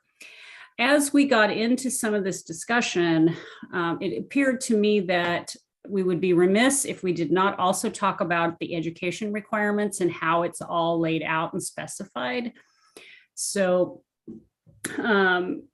in essence, there are some courses that are, so for the schools that still have some sort of addictions track, what they've done is they've taken, let's say, abnormal psychology, and they've tweaked it so that that will count for the co-occurring disorders description. So in looking at some of that, I think we're going to recommend anyway that some of these courseworks be a little less prescriptive. Some of them are pretty non-negotiable, right? I mean, some of those courses I think you need it to be an addiction counselor, to say you received the education. So that will be another thing. So that will actually help then folks in the same situation, right, who may have gotten a undergraduate degree in psychology, for example, or they're coming in from other states. So that took up 2 hours, but it was a very productive discussion. So I'm jumping around a little bit. Going back to the September 16th meeting, we had further discussion on the in-residence piece on the education regs. And so that is part of our agenda later. We continued the discussion on unprofessional conduct and made some decisions there that we'll talk about at another meeting. I think I already mentioned at their out of town meeting that the committee recommended the DEI portion be forwarded. So what the board decided that day was in alignment with what they had already agreed to. And lastly, we're hoping to get someone to present from an accreditation organization. We know of one. It's one that's affiliated through NADAC, if anybody knows that organization. But we haven't had an opportunity to hear from those folks at this time. So we are meeting on December 16th, where we'll continue the discussion on these lower level licenses and potential changes to the education requirements, as well as unprofessional conduct. So got a full agenda. Thank you, Deb. Any questions for Deb? All right, that moves us to behavior analysis. That group, the advisory committee, met on October 5th. Continued a discussion on the professional conduct regs. They have been comparing them to the Behavior Analyst Credentialing Board Code of Ethics, and continuing to do that comparison and have some further work to do in this area. David Fye brought to this group a recommendation about updating KSA 6575-04A. This is the language on board disciplinary remedies. The language for the behavior analyst is significantly different than for the other professions and only allows for the most kind of severe remedies. Denying, suspending, revoking, or refusing renewal. And so a recommendation is being made to change that to bring it more in line with the other professions. We also discussed possible reg for care of clients in crisis. Long discussion on this issue, specifically as it relates to the unique nature of the work done by this group. No recommendations made at this point. Further discussion occurring at our next meeting, which will be on December 8th. Any questions about that? If not, we will move on to, oh, go ahead, Cynthia. Was there any discussion about, that meeting was before our offsite meeting? So I'm just wondering about how the how it will happen that we will get a behavior analyst added to the board. Will there be recommendations from the advisory Yes. committee, or how is that going to work? So the last advisory committee meeting was before the board's offsite. And so we will discuss that, I assume, at our next meeting, December 8th. Okay. Thanks. Thank you. That moves us to old business. Dave, you want to start with the BSRB investigation policy? Sure. And so these changes to the investigation policy have been discussed at a couple meetings, and this is a document that's on the BSRB website. It's the guide for the complaint review committee and the investigators in terms of investigating complaints against practitioners and some of the processes that are to be followed. I'll go ahead and I'll share my screen. The board had already gone through and considered a number of changes to this document, but there are a couple items I just wanted to touch upon that are remaining. So we'll pick up on page 12 of the document there. Most of the changes, I know there's a lot of red here, but most of this is just changing terminology and changing some of the phrasings. And so on page 12, I don't think there's any real substantive changes compared to the way that we are currently having the CRC operate. So I'll go ahead and I'll move forward unless any individuals have any concerns or any items they would like to discuss on page 12. Really, I wanted to highlight a couple of items in terms of two proposed changes on page 13. On page 13, there is some language that talks about settlement agreement process. And essentially, it talks about the back and forth. If they decide that there needs to be an order and it is drafted by legal counsel for the board and that are assisting the CRC, they would send that. And then if we receive that back with it signed, the current language here under item B on page 13 had that it would go back before the entire complaint review committee. Even though the complaint review committee had already agreed to the terms in the order, it would essentially go back for the CRC to review it and approve the final decision. What this would do is it would change it that it would go back before the chair of the CRC instead of the full committee or the chair designee to put the signature on the CRC order. And so that would be one change under item B. And then under item C, essentially talked about when we have the signed agreement and it's been completely finalized and it's ready to be sent out, then you would have the executive director or a designee go ahead and do that. Currently, those are handled by the special investigator for the board. So it just kind of clarifies that process that it would go directly to the special investigator who would work with legal counsel to make sure that that is sent out in terms of those consent agreement orders. And then the rest of it really is just mostly terminology changes and phrasings to match current practices of the CRC. So happy to answer any questions on those items, or if there's any items you see on page 12, 13, and 14 that you would like to discuss in a bit more detail, we can do that too. There's really no changes on page 14. So really it's page 12 and 13.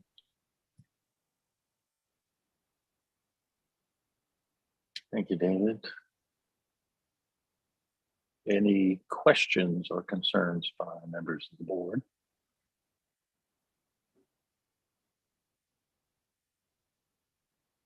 David, is this an action item? Yes, this is be the final changes to the document. So if the board is okay to do this, if you could go ahead and just take a motion just to go ahead and adopt these further changes to the document, that would be appreciated. Then I can bring back a clean copy to you at the January meeting. Do we have a motion? So moved. Second. Thank you, Jim. All right, so we have a motion and a second. Any further discussion? Not seeing any. All in favor, please say aye. Aye. Aye. Opposed, same sign. Motion passes. Thank you. And Dave, with those adopted, I do want to call back to a change that the board had recommended. I forget if it was at the September meeting or if it was at the July meeting, but the document states the composition of the CRC.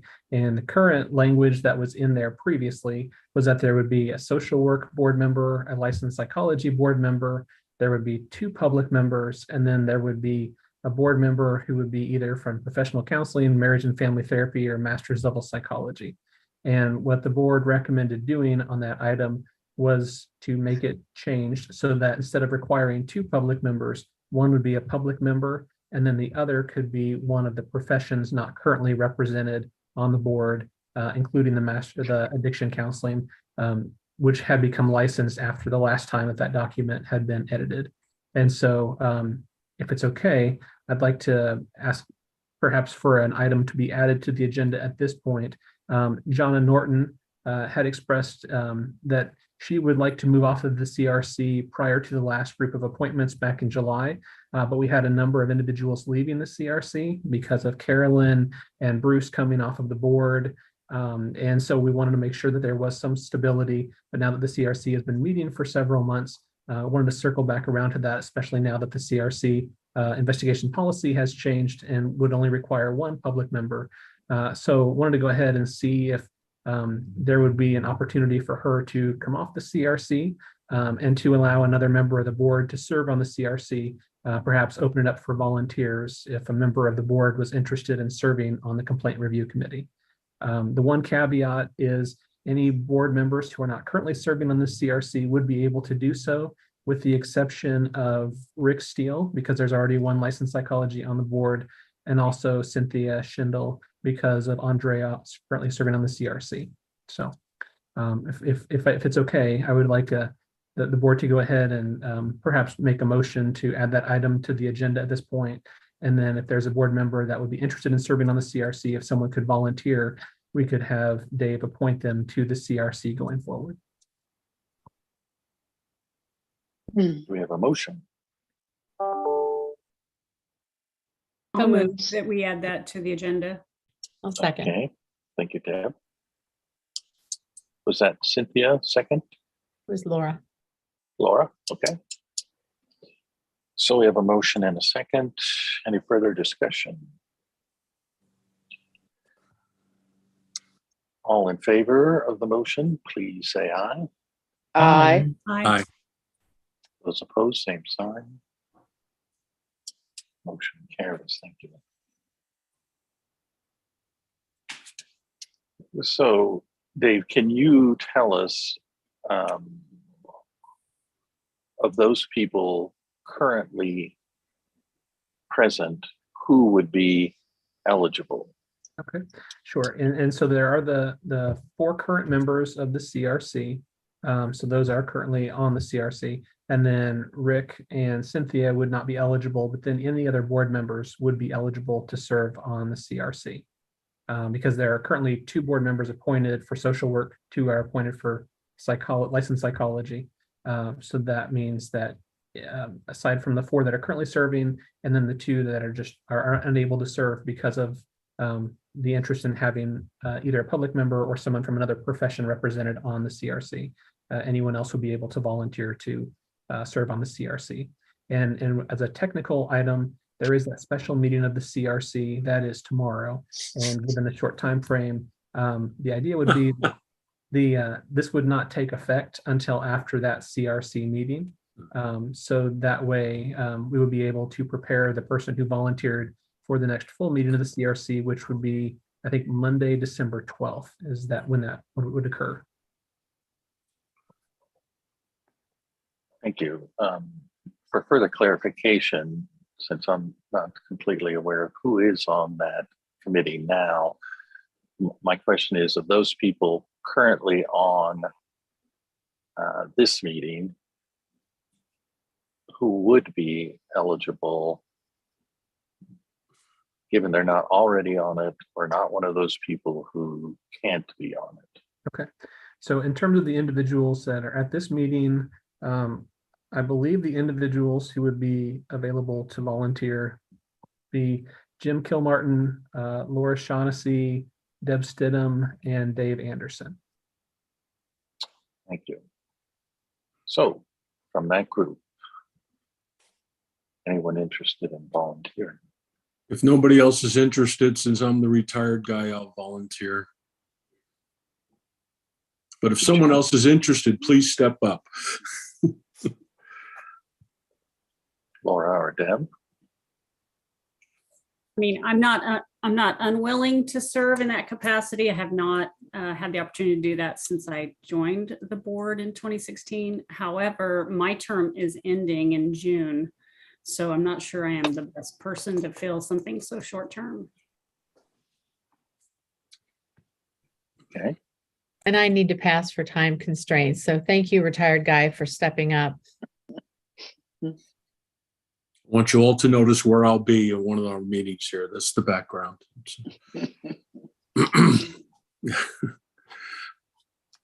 So Dave, do I need to take a formal action on that and appoint Jim? Yes, so you would just go ahead and verbalize that you would be appointing him to the CRC. Very good. In my role as chair of this meeting, I will appoint Jim Gilmartin to the CCR Complaint Review Committee.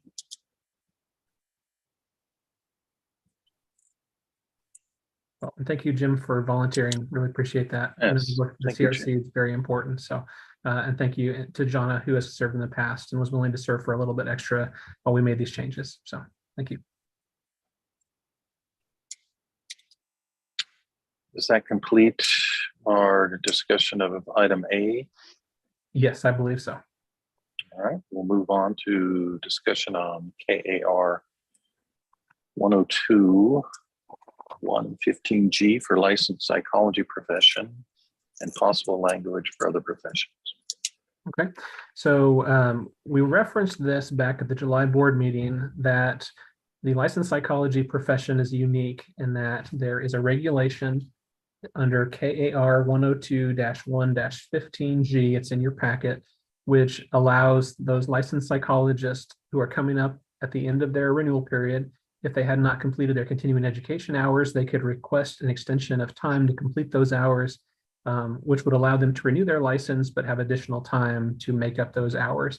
They had to show good cause for needing that and had to submit a plan for doing that. And then the BSRB would be able to grant an extension not to exceed 6 months. So we brought that before the board and asked if other professions would want that. That was deferred to the advisory committees for discussion. I believe each of the advisory committees had an opportunity to discuss that. The general consensus, I believe, was support for that with some modifications. I believe that individuals expressed that the 6-month time period might be too long and they're more in favor of a 3-month time period. There was also a request that the terminology not be for good cause shown in granting the extension, but perhaps of a showing of extenuating circumstances. And also some language being added that would say that you would not be able to use this request for back-to-back licensure periods because the interest really is in making sure individuals complete their hours. So we wouldn't want individuals to think that they could always use this as a way to get more time every time that they come up for the licensure period being over. So in looking at whether this is something we could just make as a change to regulations, it appears that we would probably need some statutory authority to give us the flexibility to put this in the regulations for the other professions. So one item I wanted to circle back around to the board was to ask if this is something that you are supportive of. If you are, I would request a motion for us to go ahead and seek some language in the statutes to provide flexibility in terms of the current language that requires a specific number of continuing education hours. If you are not supportive of this for the professions, then there wouldn't need to be any official action. But at this point, given that the legislative session is coming up, I wanted to bring this to you to see if you wanted me to put something forward in terms of draft language for a bill on this topic. I think Social Work Advisory Committee definitely was in favor of some language like this for social work profession, but with that 3-month time frame rather than the 6-month. And the other change of, I'm not sure, like interpretation wise, what the difference is between for good cause and extenuating circumstances. Is there a reason that we want one of those versus the other? Extenuating circumstances has been a definition that is in other regulations. So we have a little bit more understanding of what could qualify for an extenuating circumstance in terms of it being something of an extreme nature that's outside of your control. Good cause is not currently a term that's defined in the regulations, so we were using balancing factors to try to see if someone could show good cause. But in terms of a term that the board is accustomed to, that we're already currently using, extenuating circumstances might be more helpful to have in that place. And that term, if we do amend the regulation, the definition will be part of the amendment? Or does it show reference someplace else, or do we just fall back on it? The definition of extenuating circumstances is in the definition regulations for the professions. It's already in a regulation for all. Okay, thank you. Hi, Leslie. Hi.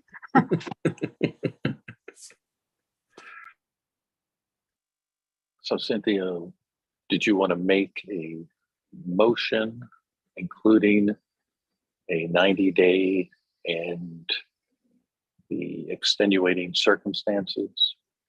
Yes, so moved. Okay. With a second. Second that.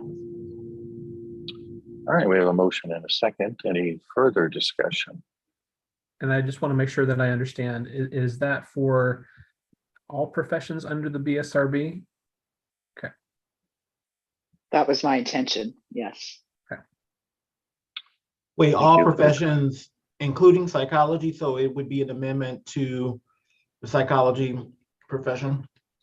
We could use some clarity on that too, because one thing that we could do is we could modify the licensed psychology language to match that so it would be uniform, or we could not adjust that. I do think it would be helpful just to go ahead and put some language into the statute for licensed psychology. At the same time, we're doing that for the other professions. But in terms of the specific terminology for the licensed psychology, I could use some clarity on that too. We haven't talked about it on the advisory committee, but I feel like it's reasonable. Yeah, I don't have any issue with that, especially since there's codification of the definition of what extenuating circumstances is, and there isn't for what good cause is. Okay, so the motion, just for clarification, is for all professions and would include a 90-day limit and the currently existing definition for extenuating circumstances. We have a motion and a second. And I'm Any sorry. further discussion? Yes. Was there also a part about adding the language that it could not be used in back-to-back license periods? Yes. Okay. Okay, with that amended language, we have a motion and a second. Any further discussion? All right. All in favor, say aye. Aye. Aye. Opposed, same sign.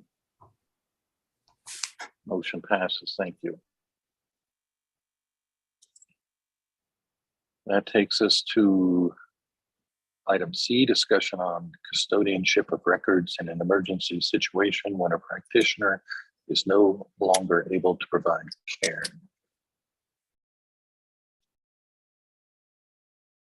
And I know at the offsite planning meeting, there was an interest in the board in continuing to have a conversation in terms of the implementation of that item. I do think the first step is probably to include that language in the professional conduct regulation changes that all the advisory committees are going to be discussing in December. In terms of other implementation items for the BSRB, that is definitely something for us to have a good understanding of in terms of the agency's responsibility. At this time, I'm not sure that I have any additional comments on that, but the board did note that they wanted to continue that conversation. So I wanted to make sure that it was on the agenda to be circled back around to. So at this point, we're going to go take that back to advisory committees. That is something that could be discussed in terms of the implementation of it. I think there was a conversation about whether to have the individual's name and then whether the BSRB would be responsible for providing that name if they were contacted. So I think in terms of how to implement it after it's in the professional conduct regulation, that part still I think needs to be worked through. think Is there a- my comment is really that a lot of that part of it is for BSRB staff to consider, the impact. I think to consult with legal about some of that. I think what I was hoping for by the time we had a discussion on this was, I guess, more input from BSRB staff and from the attorney about implementation, concerns about that, if any. Okay. How about if we go ahead and just pause this item for the January meeting? And then we can talk about it a little bit more when we've had more of a chance. That we appreciate you having that extra meeting in October, but probably need a little bit more time to have that discussion. Do we have any way to determine how many practitioners die each year that this might apply to? Can we use the term leave the profession? Or leave the profession. I mean, that's how, that'll be an important calculation in looking at how much staff time it might take if we added a task related to this. I mean, are we talking about 10? Are we talking about 100? Right now we have probably less than 5 per year that we receive questions about each year. So it's not many. A very small number. Okay.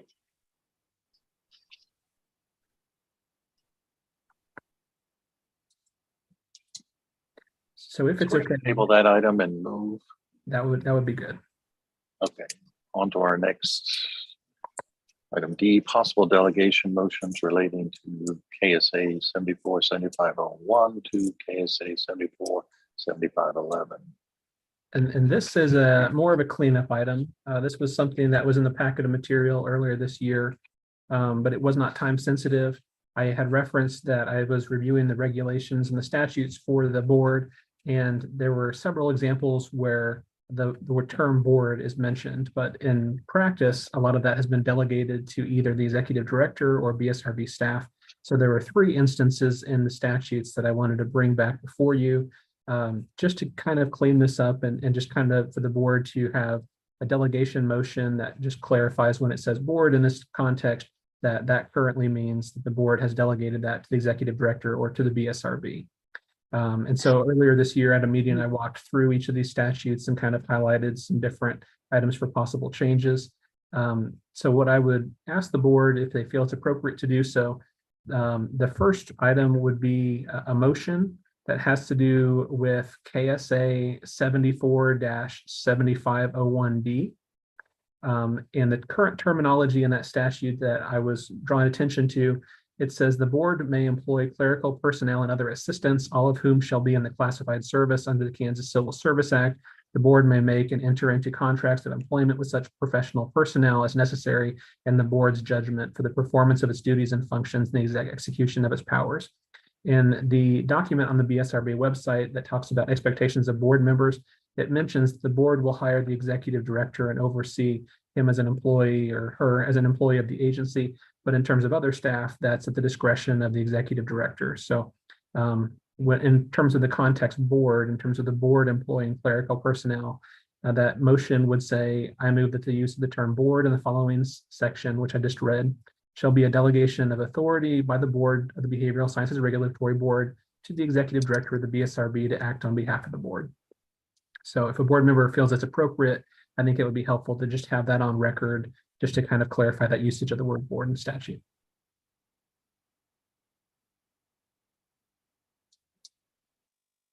Do we have a motion? I would move that we follow through with that change. Second?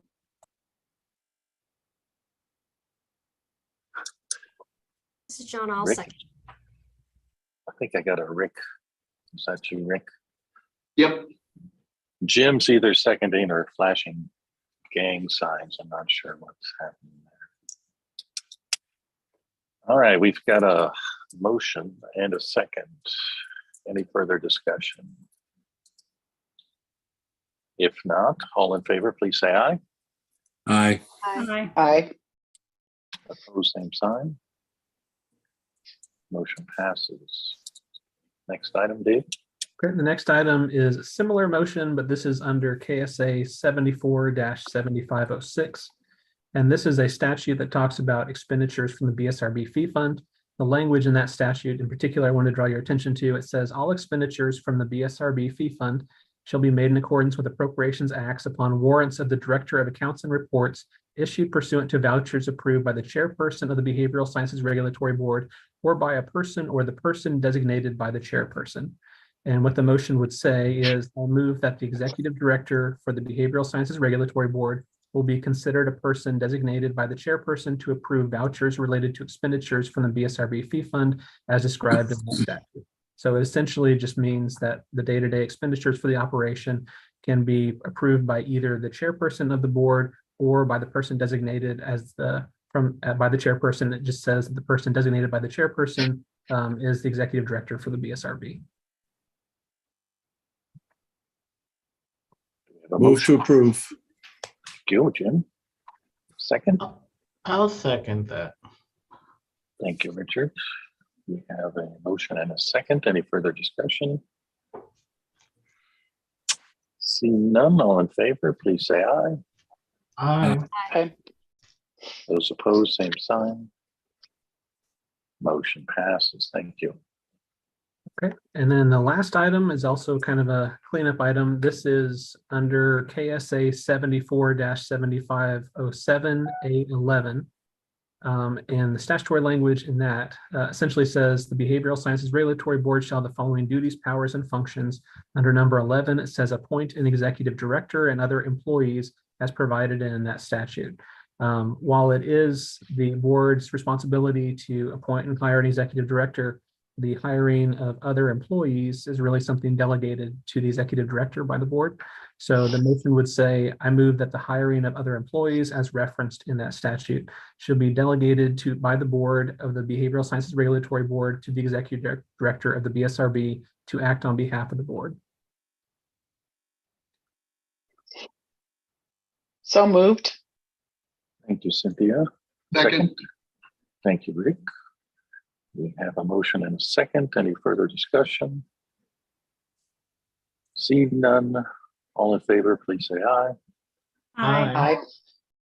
Those opposed, same sign. Motion passes. Thank you. Is that the end of that item, Dave? Yes, it is. All right, that takes us on to new business and the appointment of advisory committee members, professional counseling advisory committee. And so just to let you know, the Professional Counseling Advisory Committee had opened up to request individuals who are interested in serving on the advisory committee to submit letters of interest and also resumes. Several individuals did that, as was described by Laura Shaughnessy earlier today. The advisory committee recommended 4 individuals be added to the committee. Those were forwarded in a letter to the chair of the board. And I spoke with Mary Jones, and she said that she had no issue with any of the individuals who were up for appointment. And so if you're able to do so, we would look for Dave, you serving as chair of this meeting to appoint those individuals to the Professional Counseling Advisory Committee. Very good. So the current chair will appoint Melissa Briggs, Michael Countryman. Is it? I believe it's Asha. Asha? Yeah. Asha Goris and Vanessa Perez as members of the Professional Counseling Advisory Committee.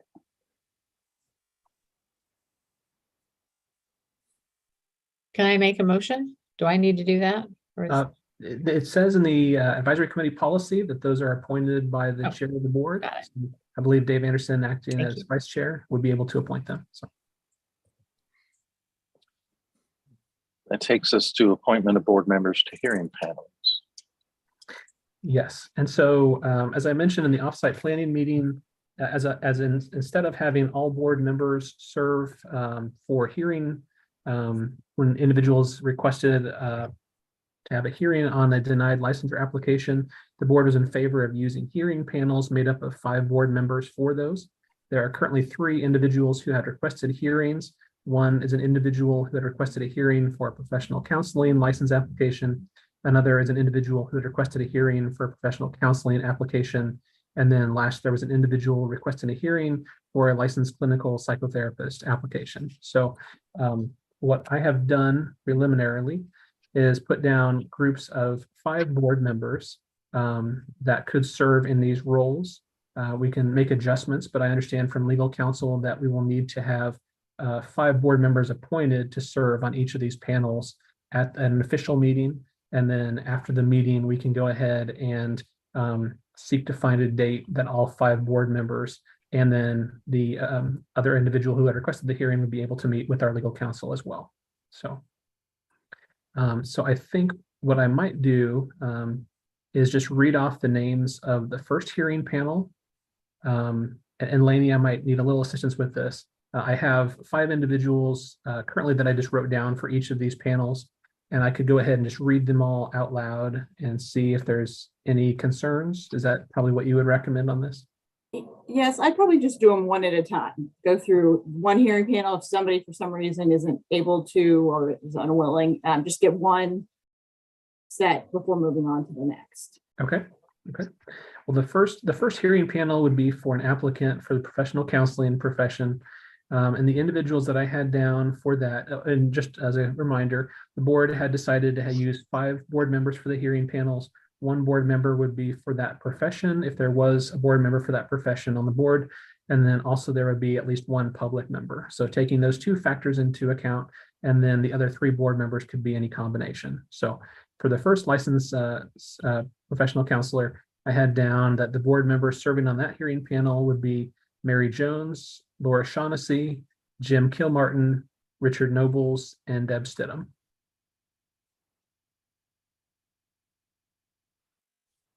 And if there's no objections, Lainey, would Dave just go ahead and say that he would appoint those individuals to serve on that hearing panel?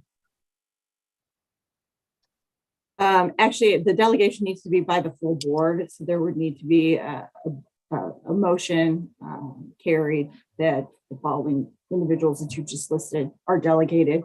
And there were 2 professional counselors, is that right? Hearings? Yes. And just somehow distinguish between the first and the second in the motion. So this would be a motion to name and appoint the following board members to serve on the hearing panel for licensed professional counselor applicant number 1, Mary Jones, Laura Shaughnessy, Jim Kilmartin, Richard Nobles, and Deb Stidham. Do we need to hear from Mary that she's okay with this panel before we would vote on it? At the offsite planning meeting, I don't believe any board members indicated that they would be opposed to serving on these panels. So I don't think so, but Lainey might be able to clarify if there's any issues with that. I mean, the board can delegate the authority to her. Certainly, I'm sure if she had some strong objection to it, it could come back before the board to reappoint a new hearing panel if there was an issue of some sort. Do I have a motion? I'm so moved. Okay, thank you, Rick. Second? I second. Who was that? Deb. Oh, okay, Deb.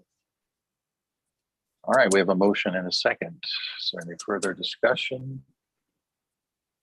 If not, all those in favor, please say aye. Aye.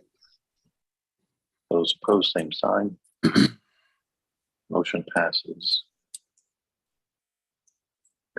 So the second motion that I would be looking for is for the board to move that the following 5 board members would be appointed to a hearing panel for licensed applicant for professional counseling number 2. These board members would be Dave Anderson, Laura Shaughnessy, Shauna Norton, Jackie Lightcap, and Cynthia Schindel.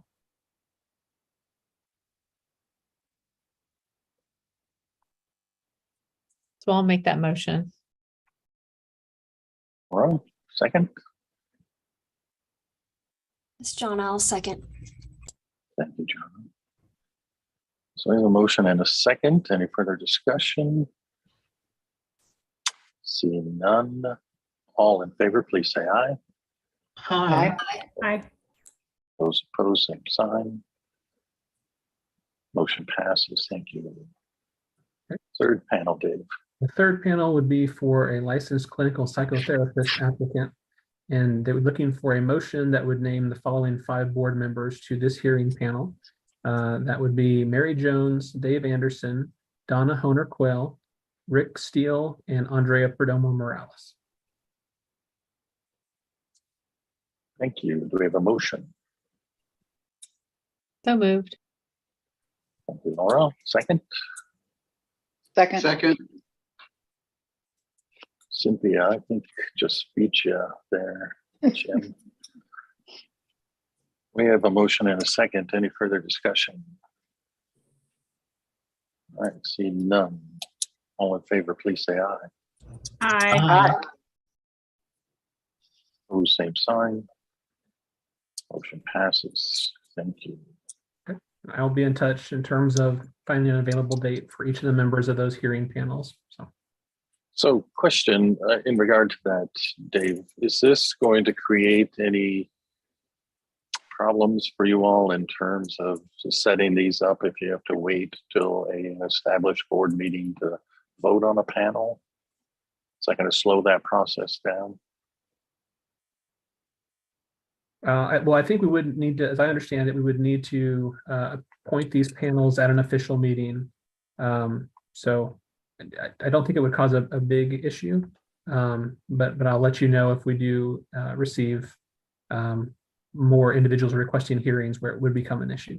But I think we would need to have an official motion at a meeting from what I understand. Well, since we meet every other month, then that sounds like it could create quite a delay if we can't establish a hearing panel now until January, you know. That's and what there's I was someone thinking. Yeah, David, I'm sorry, Cynthia. David and Leslie can probably answer this best, but it's my understanding that sometimes these requests sit for a long time at the office level. So the idea of a month or two, if something came in tomorrow, which probably won't happen, but again, I think David and Leslie can speak to that. But I know some of these things come in and sit for a while before they're ever sent out to the full board for calendaring issues. And hopefully with the smaller number of individuals being coordinated, maybe that would help get them on the books quicker. But again, Leslie and David may be able to speak to that better than I can. I definitely wouldn't describe it as they sit at the office for a while. Now, sometimes they do come in at times where we have a number of meetings, and sometimes individuals do request a hearing and we schedule it and they seek a continuance. So it does prolong the time period. But I think based on the number that we have received recently, I don't think it would cause a big issue right now. As far as the statutory timeframes, as I understand it, there's a time frame for us to contact the individual to let them know that we received their request for hearing. And then we check to see available times.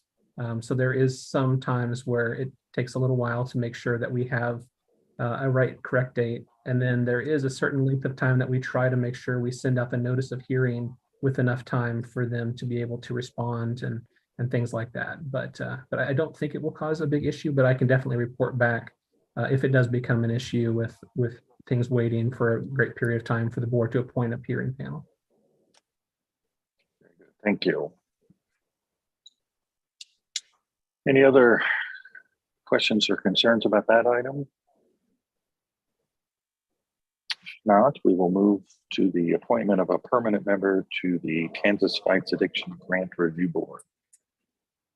Yes, so when the legislation to create the Kansas Fights Addiction Grant Review Board was enacted back in the end of the 2021 session, the board had named me to serve as the board's representative while they were working out some of the initial details and then coming together to start meeting. And they did start meeting this year.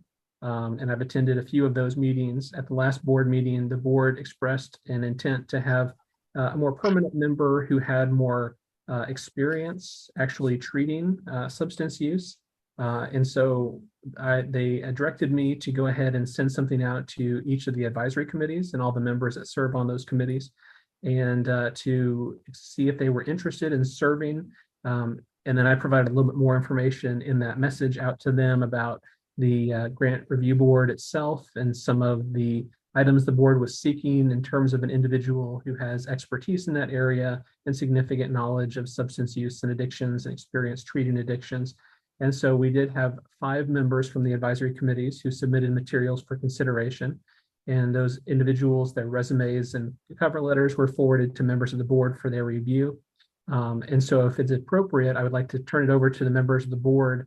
They could have discussion on the individuals who had applied to see if there is consensus on a specific individual that maybe stood out to them they think would make a good appointee. And then if the board is able to reach a decision at this meeting, you could go ahead and take a motion to name one of these individuals to serve as the permanent appointee to the board going forward. And then I can get them up to speed on their responsibilities as a member of the grant review board. I have a question as we wade into this. In reviewing the 5 applicants, several of them seem to be directors of agencies that might be applying for these grants. So I wonder if it creates a conflict of interest that we should consider in deciding who to appoint.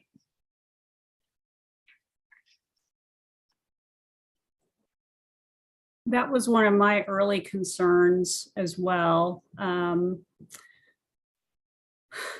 don't think that question's been fully answered, David, right? And like there hasn't been anything said during the couple meetings that you've attended, I'm assuming, about that. I can tell you, based upon my read of who's already been appointed, that could potentially be an issue for many of the appointees. So somehow they're going to have to figure that out. I just don't know. And, you know, I think our task at hand is to select the best person, and then that's going to have to get figured out later. David, did I get those? I don't think I got those. Did those just go to board members? Those were sent out about a week ago to the board members. Okay, so I haven't seen them. They were not in the material for this board meeting. So, yeah. Deb, how many of these interested people are on the advisory committee? 3 of the 5 are on the advisory committee. Can you list which 3? Yeah, it's Shane Hudson, Jason Hess, and Dulcinea Rakestraw. Yeah, and the other 2 individuals who had applied for consideration, Eric Schinicker is on the Social Work Advisory Committee, and John Fleeker is on the Marriage and Family Therapy Advisory Committee.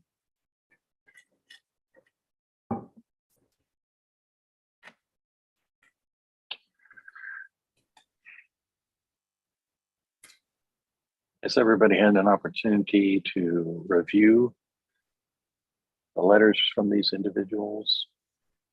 And if so, is anybody prepared to make a recommendation?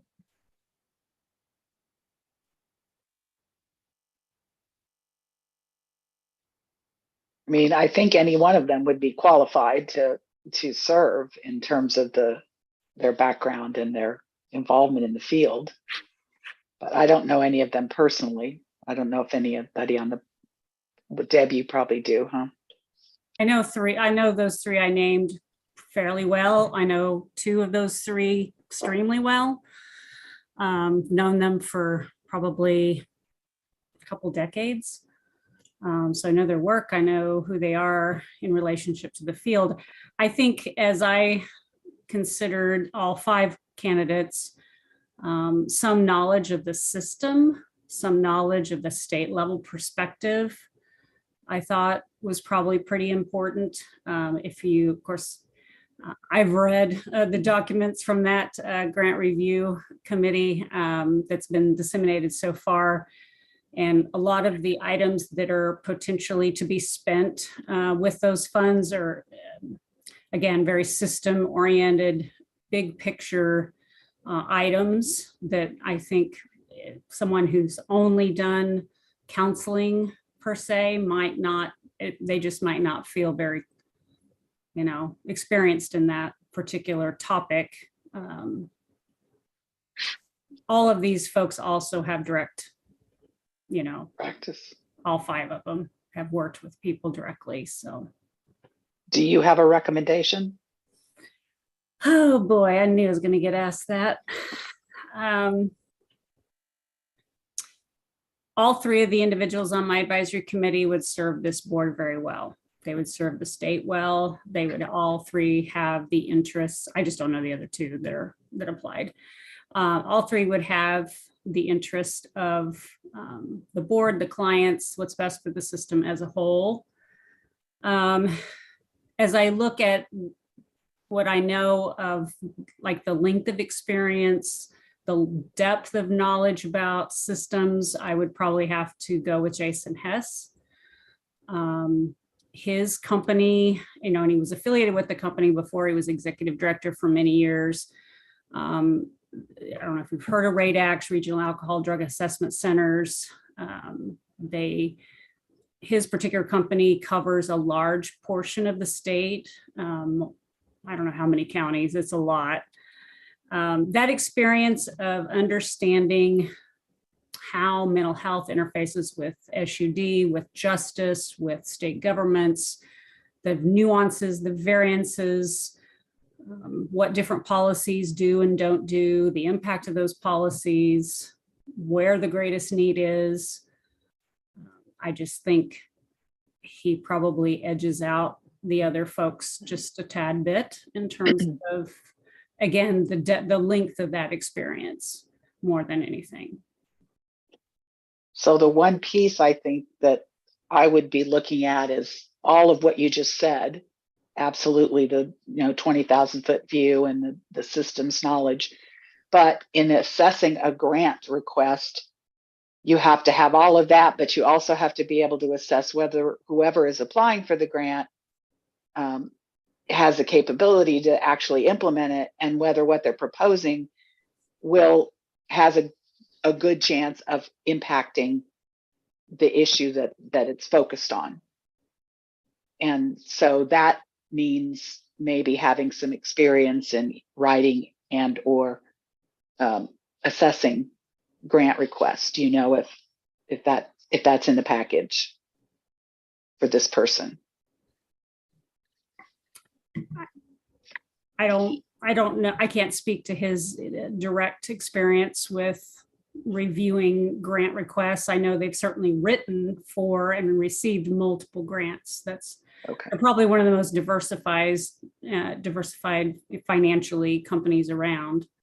I can tell you that. A very public sector. So okay, that piece. So that's actually a good point, and I hadn't really thought about kind of distinguishing them versus others in that way as well. But I would imagine all 3 of the candidates out of the advisory committee have had that experience. I'm also unclear again on exactly the role of the grant review board, because I know that the Attorney General's office has partnered with the Sunflower Foundation to kind of disseminate some of this. So obviously they're very capable of not only disseminating grants, what the technical language needs to be, but also reviewing potential applications for that. So they're making a recommendation to this board that we're about to appoint someone to. So are we understanding then that they're more of a rubber stamp? I don't know. I'm just saying there is another foundation. There is a foundation involved. Okay. I'm assuming they're going to serve as definitely the fiscal agent, but considering that they picked a Sunflower Foundation, who that's their job is to write for grant, disseminate grants and then review those applications. And that might explain how they'll get around the conflict of interest, that this review board may just advise what they think should happen. And then Sunflower Foundation goes behind the curtain and writes it all up, and that anyone can apply for it, because they didn't really have a leg out, if that makes sense. They just advised. Yeah, and to my knowledge, based on what I have observed in the meetings and the way that it's just been described in terms of the overall duties of the board, 75% of the funding that would go to this would be distributed by the grant review board, And then 25% would be distributed in a different mechanism to the local level, separate from the grant review board. And you are correct in terms of there was an agreement with the Attorney General's office and another party to go ahead and handle a lot of the mechanics behind this, knowing that some of the individuals appointed may not have had specific experience doing these kind of responsibilities in the past, and to facilitate them. And so there was that was shared at one of the meetings.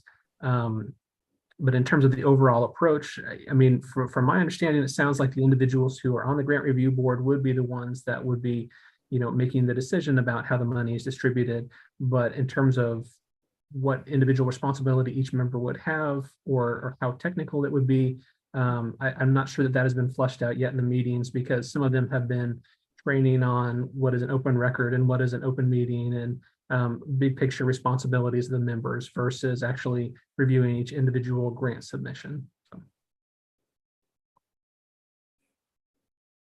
David, I'm curious, Anderson, about your thoughts. You know several of these folks. Much like you, I know those three who were on your advisory committee. I don't know the other two. And I'm certainly, I think any of them would do a good job, and I would support your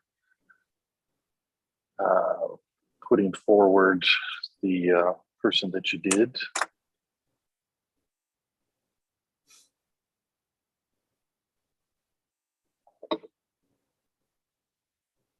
Dave, is this appointment an appointment made by the board? Yes, so the statute identifies that there will be an appointee made by, and then it lists several individuals or groups of individuals who have the responsibility to appoint a member to this grant review board. And so if you're ready to make a decision, or when you're ready to do so, you would essentially move that the permanent appointee from the BSRB will be this person. And then I can go ahead and work with that individual to connect them to the Kansas Vice Grant Review Board and make sure that the responsibilities are transferred over to them, kind of how we talked about before at a previous board meeting.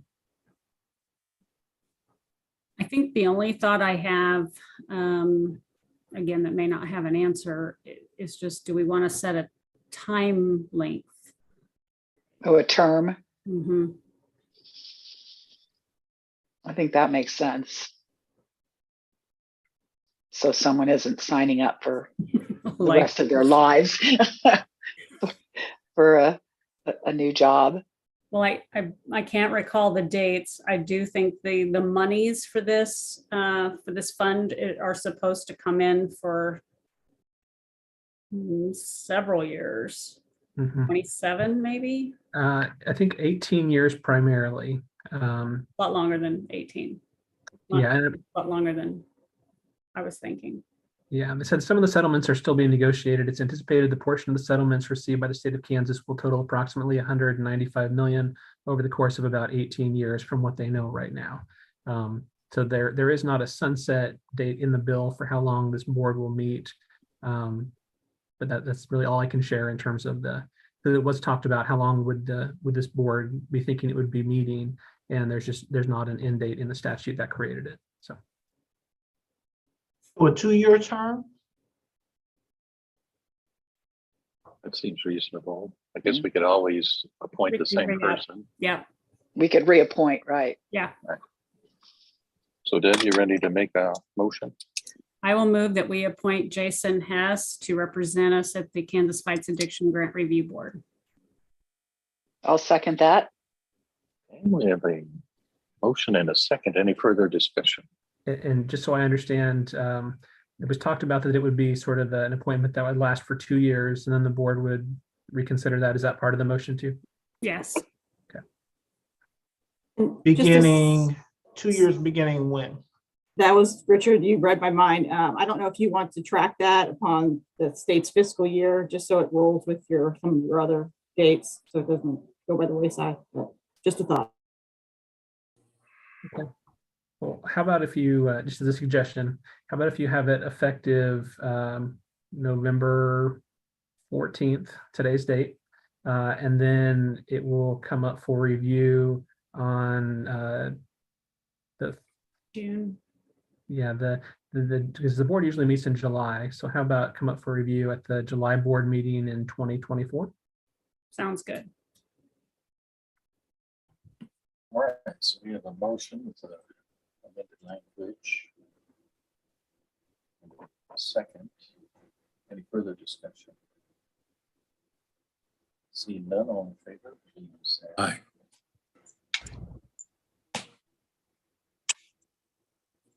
Aye. Taking a vote. Oh, Dave, did you call for a vote? yes. Oh, Okay, aye. you Aye. cut out aye. Yeah. Sorry about that. Those opposed, same sign. Motion carries. Thank you. That moves us to item D, consideration of professional counseling advisory committee recommendation to change definition of related field. Okay. So we are running a little short on time. We have about 10 minutes left. So maybe we can group this item with the next set of items. We have a number of regulations that have been submitted through the process. They have gone through the opportunity for individuals to submit oral comments on the proposed changes and written comments on the proposed changes. We had the public hearing. We talked to JCAR, as I mentioned earlier. Those regulations are ready for you to vote to, if you want to permanently make those changes and adopt them. And those are the items. I'm kind of moving ahead to one step just for a second. Those items are included under number E. And so if you are ready to vote on those, you can adopt those at this meeting. The next step would for them to be published in the Secretary of State's Kansas Register publication, and then they would become effective, I believe, 15 days after they're published in that. So it'd be about a month from this date is when they would take shape. The item before that, that has to do with the related field, when the Professional Counselor Advisory Committee recommended adding the definition of related fields to their regulations, there was a technical error that they had voted on was adding the definition used by the marriage and family therapy profession, but removing two of the items that marriage and family therapy had included in their definition, removing human development and family studies and also social work. And unfortunately that, we did not include that edit when we brought it to the board. So the board voted to accept the definition with all the items included in there. And we had realized afterwards that that had not been delivered to the board to be voted on. We are at the point with the regulations that that set included in item E on your agenda is ready to be voted on. This item, as far as the definition of related field, the board really has two options on. One, you could go ahead and hold that particular regulation back and resubmit it with the change if you are in favor of that proposed change. And then we would submit that regulation through the process again, but it would need to go through modification of, essentially it would be reviewed by the Department of Administration, Attorney General's office, and then if it was approved, it would need to be published, the 60-day time frame, open for comments. The alternative to that, which at this point I would recommend in the interest of time, would be to go ahead and adopt the definition as it's currently in the set of regulations before you that has all of those items in the definition of related field. And if you vote to adopt those, we could move forward with having each of these regulations, including that one, published. And then once it becomes effective, we could, if you are supportive of that change, we could submit a new change to have that go into effect. And so just kind of wanted to bring you that option in the interest of making sure that the regulations go through and there's other changes in that regulation. It's unfortunate that this happened, but wanted to bring it to you so you could have a decision on that. The other regulations don't have that issue and they're ready to be voted on right now, but wanted you to consider that as you consider adopting the other changes to the proposed regulations.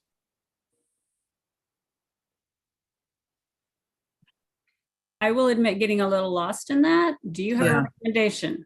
Yeah. So what I would recommend is that you in item E, if you can vote to approve those proposed changes to regulations, which have been published on the board's website for several months now, understanding that the definition of related field differs from what the Professional Counseling Advisory Committee had recommended. And then if you vote to approve those listed in E, but you are supportive of making this change that the professional counselor and advisory committee had requested, you could make that after the regulations go into effect. And that recommendation is the easiest way to accomplish that. I think so. I think just to make sure that other things get implemented and it doesn't get held back. Unfortunately, this process of going through the regulations can take quite a bit of time. So. Can I just make sure I understand what the recommended change is that didn't get in there? Is it?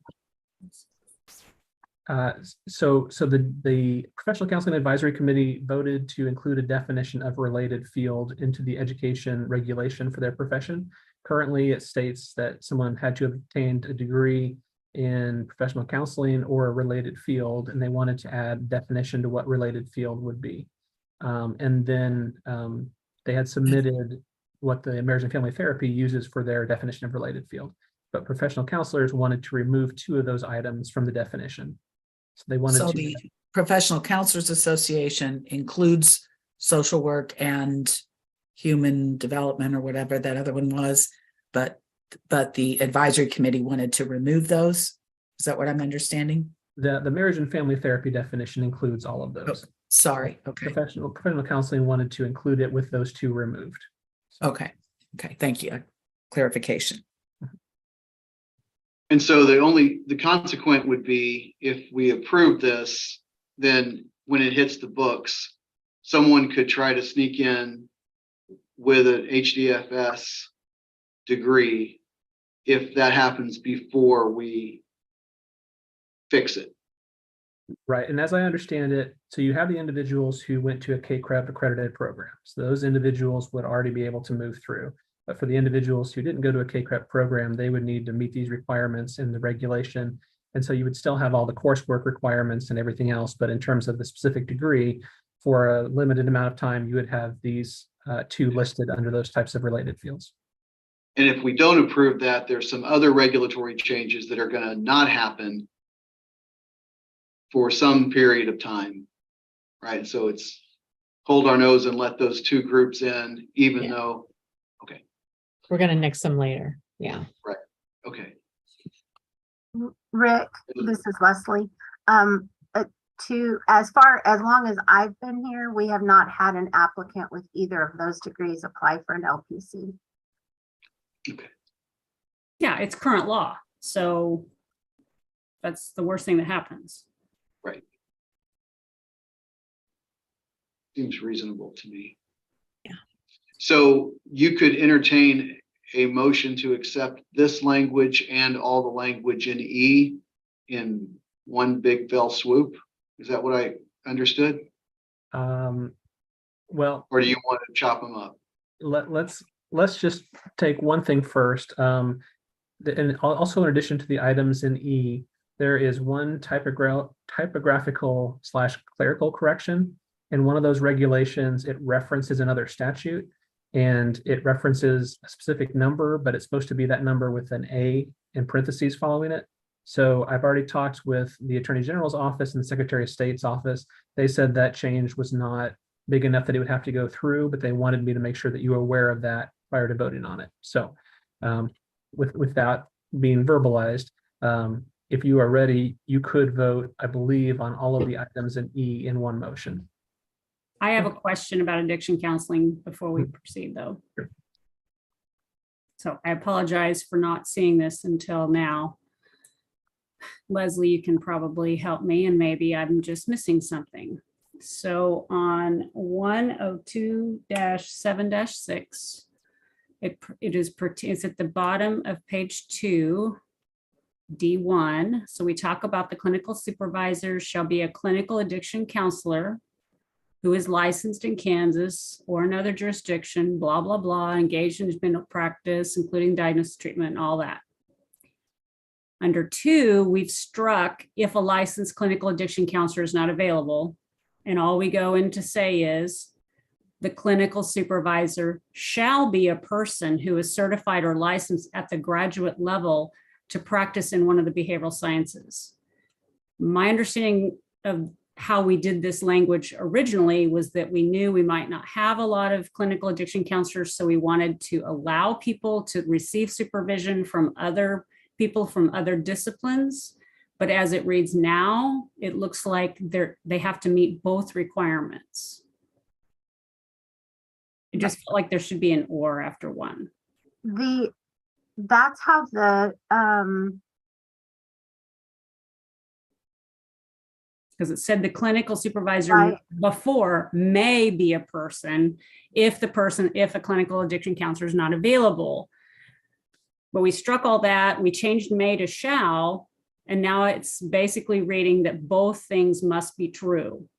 can you tell me what page that's on? Page 2 of 8. So it's at the bottom, sorry, it starts at the page 2, but where I'm really focusing on is the top of page 3. Is there a way for someone to share that on the screen for us? I can share it, I have it up.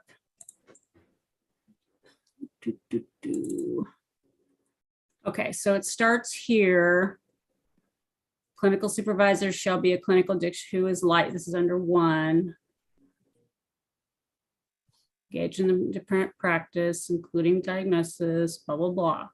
Then we struck all this. And the clinical supervisor, we struck may, turned it to shall be a person who is certified or licensed at the graduate level.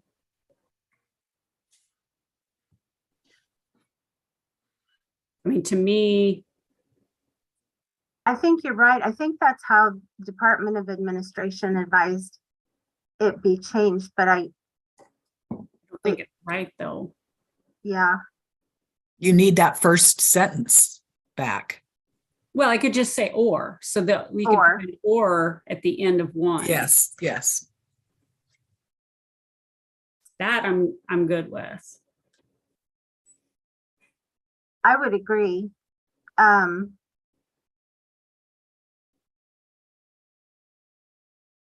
don't know if we'll have to go back through or if it can be included in the changes with an or added, because it should be there.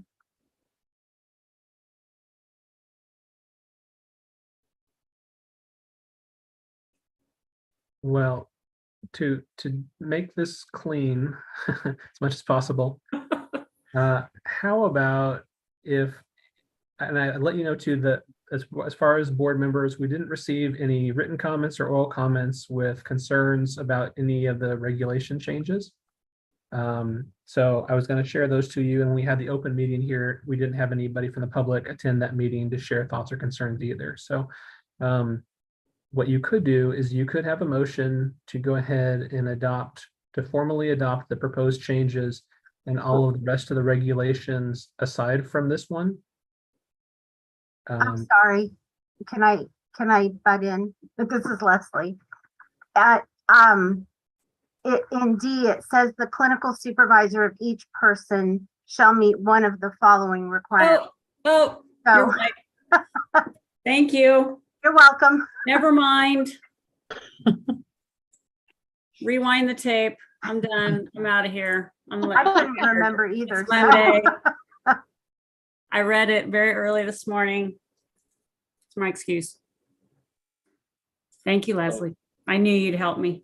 You're David, are we welcome. back now looking for a motion to move forward on all of those items under E?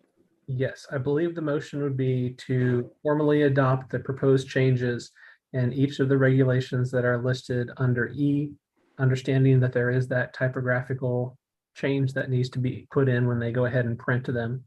And so I think that would probably be the motion first for E, and then we can circle back around to D after E is resolved. And Dave, I believe there has to be a roll call vote since it's an adoption of a regulation. Okay.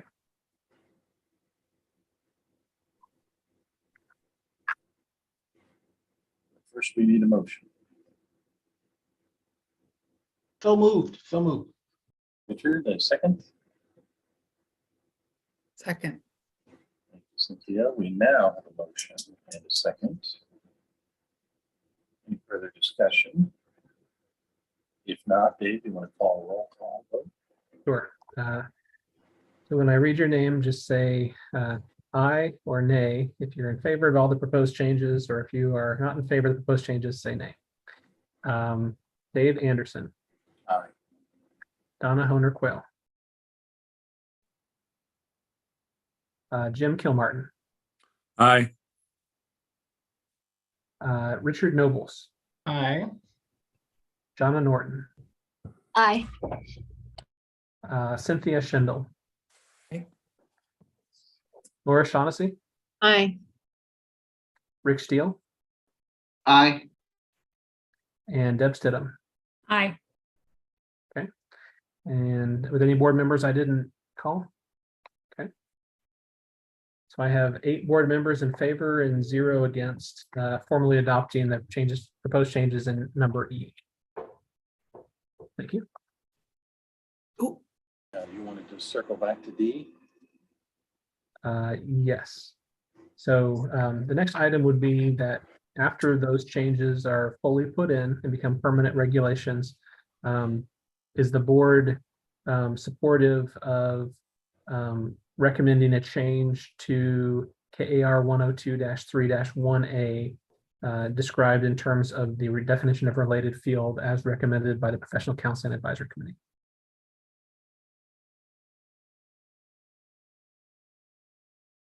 I would move to adopt those changes. Yep. Second. I'll second.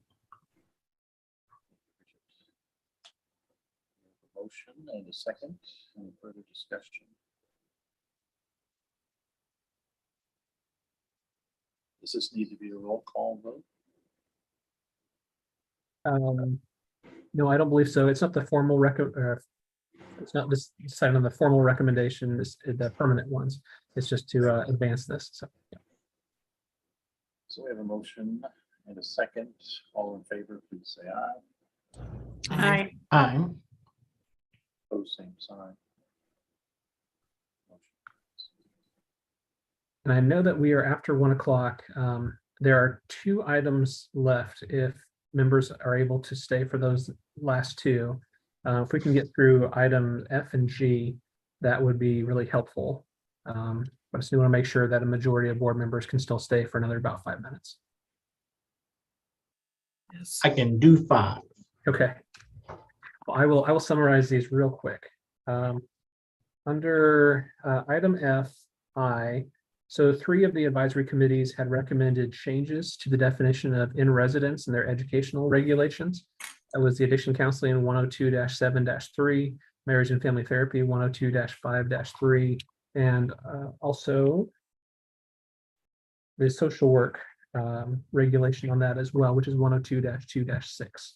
And so it would essentially remove the physical presence requirement from the regulation, and it would add language clarifying that face-to-face would either be in person or by synchronous video conferencing. And so those are the 3 changes that were recommended to be forwarded to the board for adoption or for moving forward on those changes to the regulations.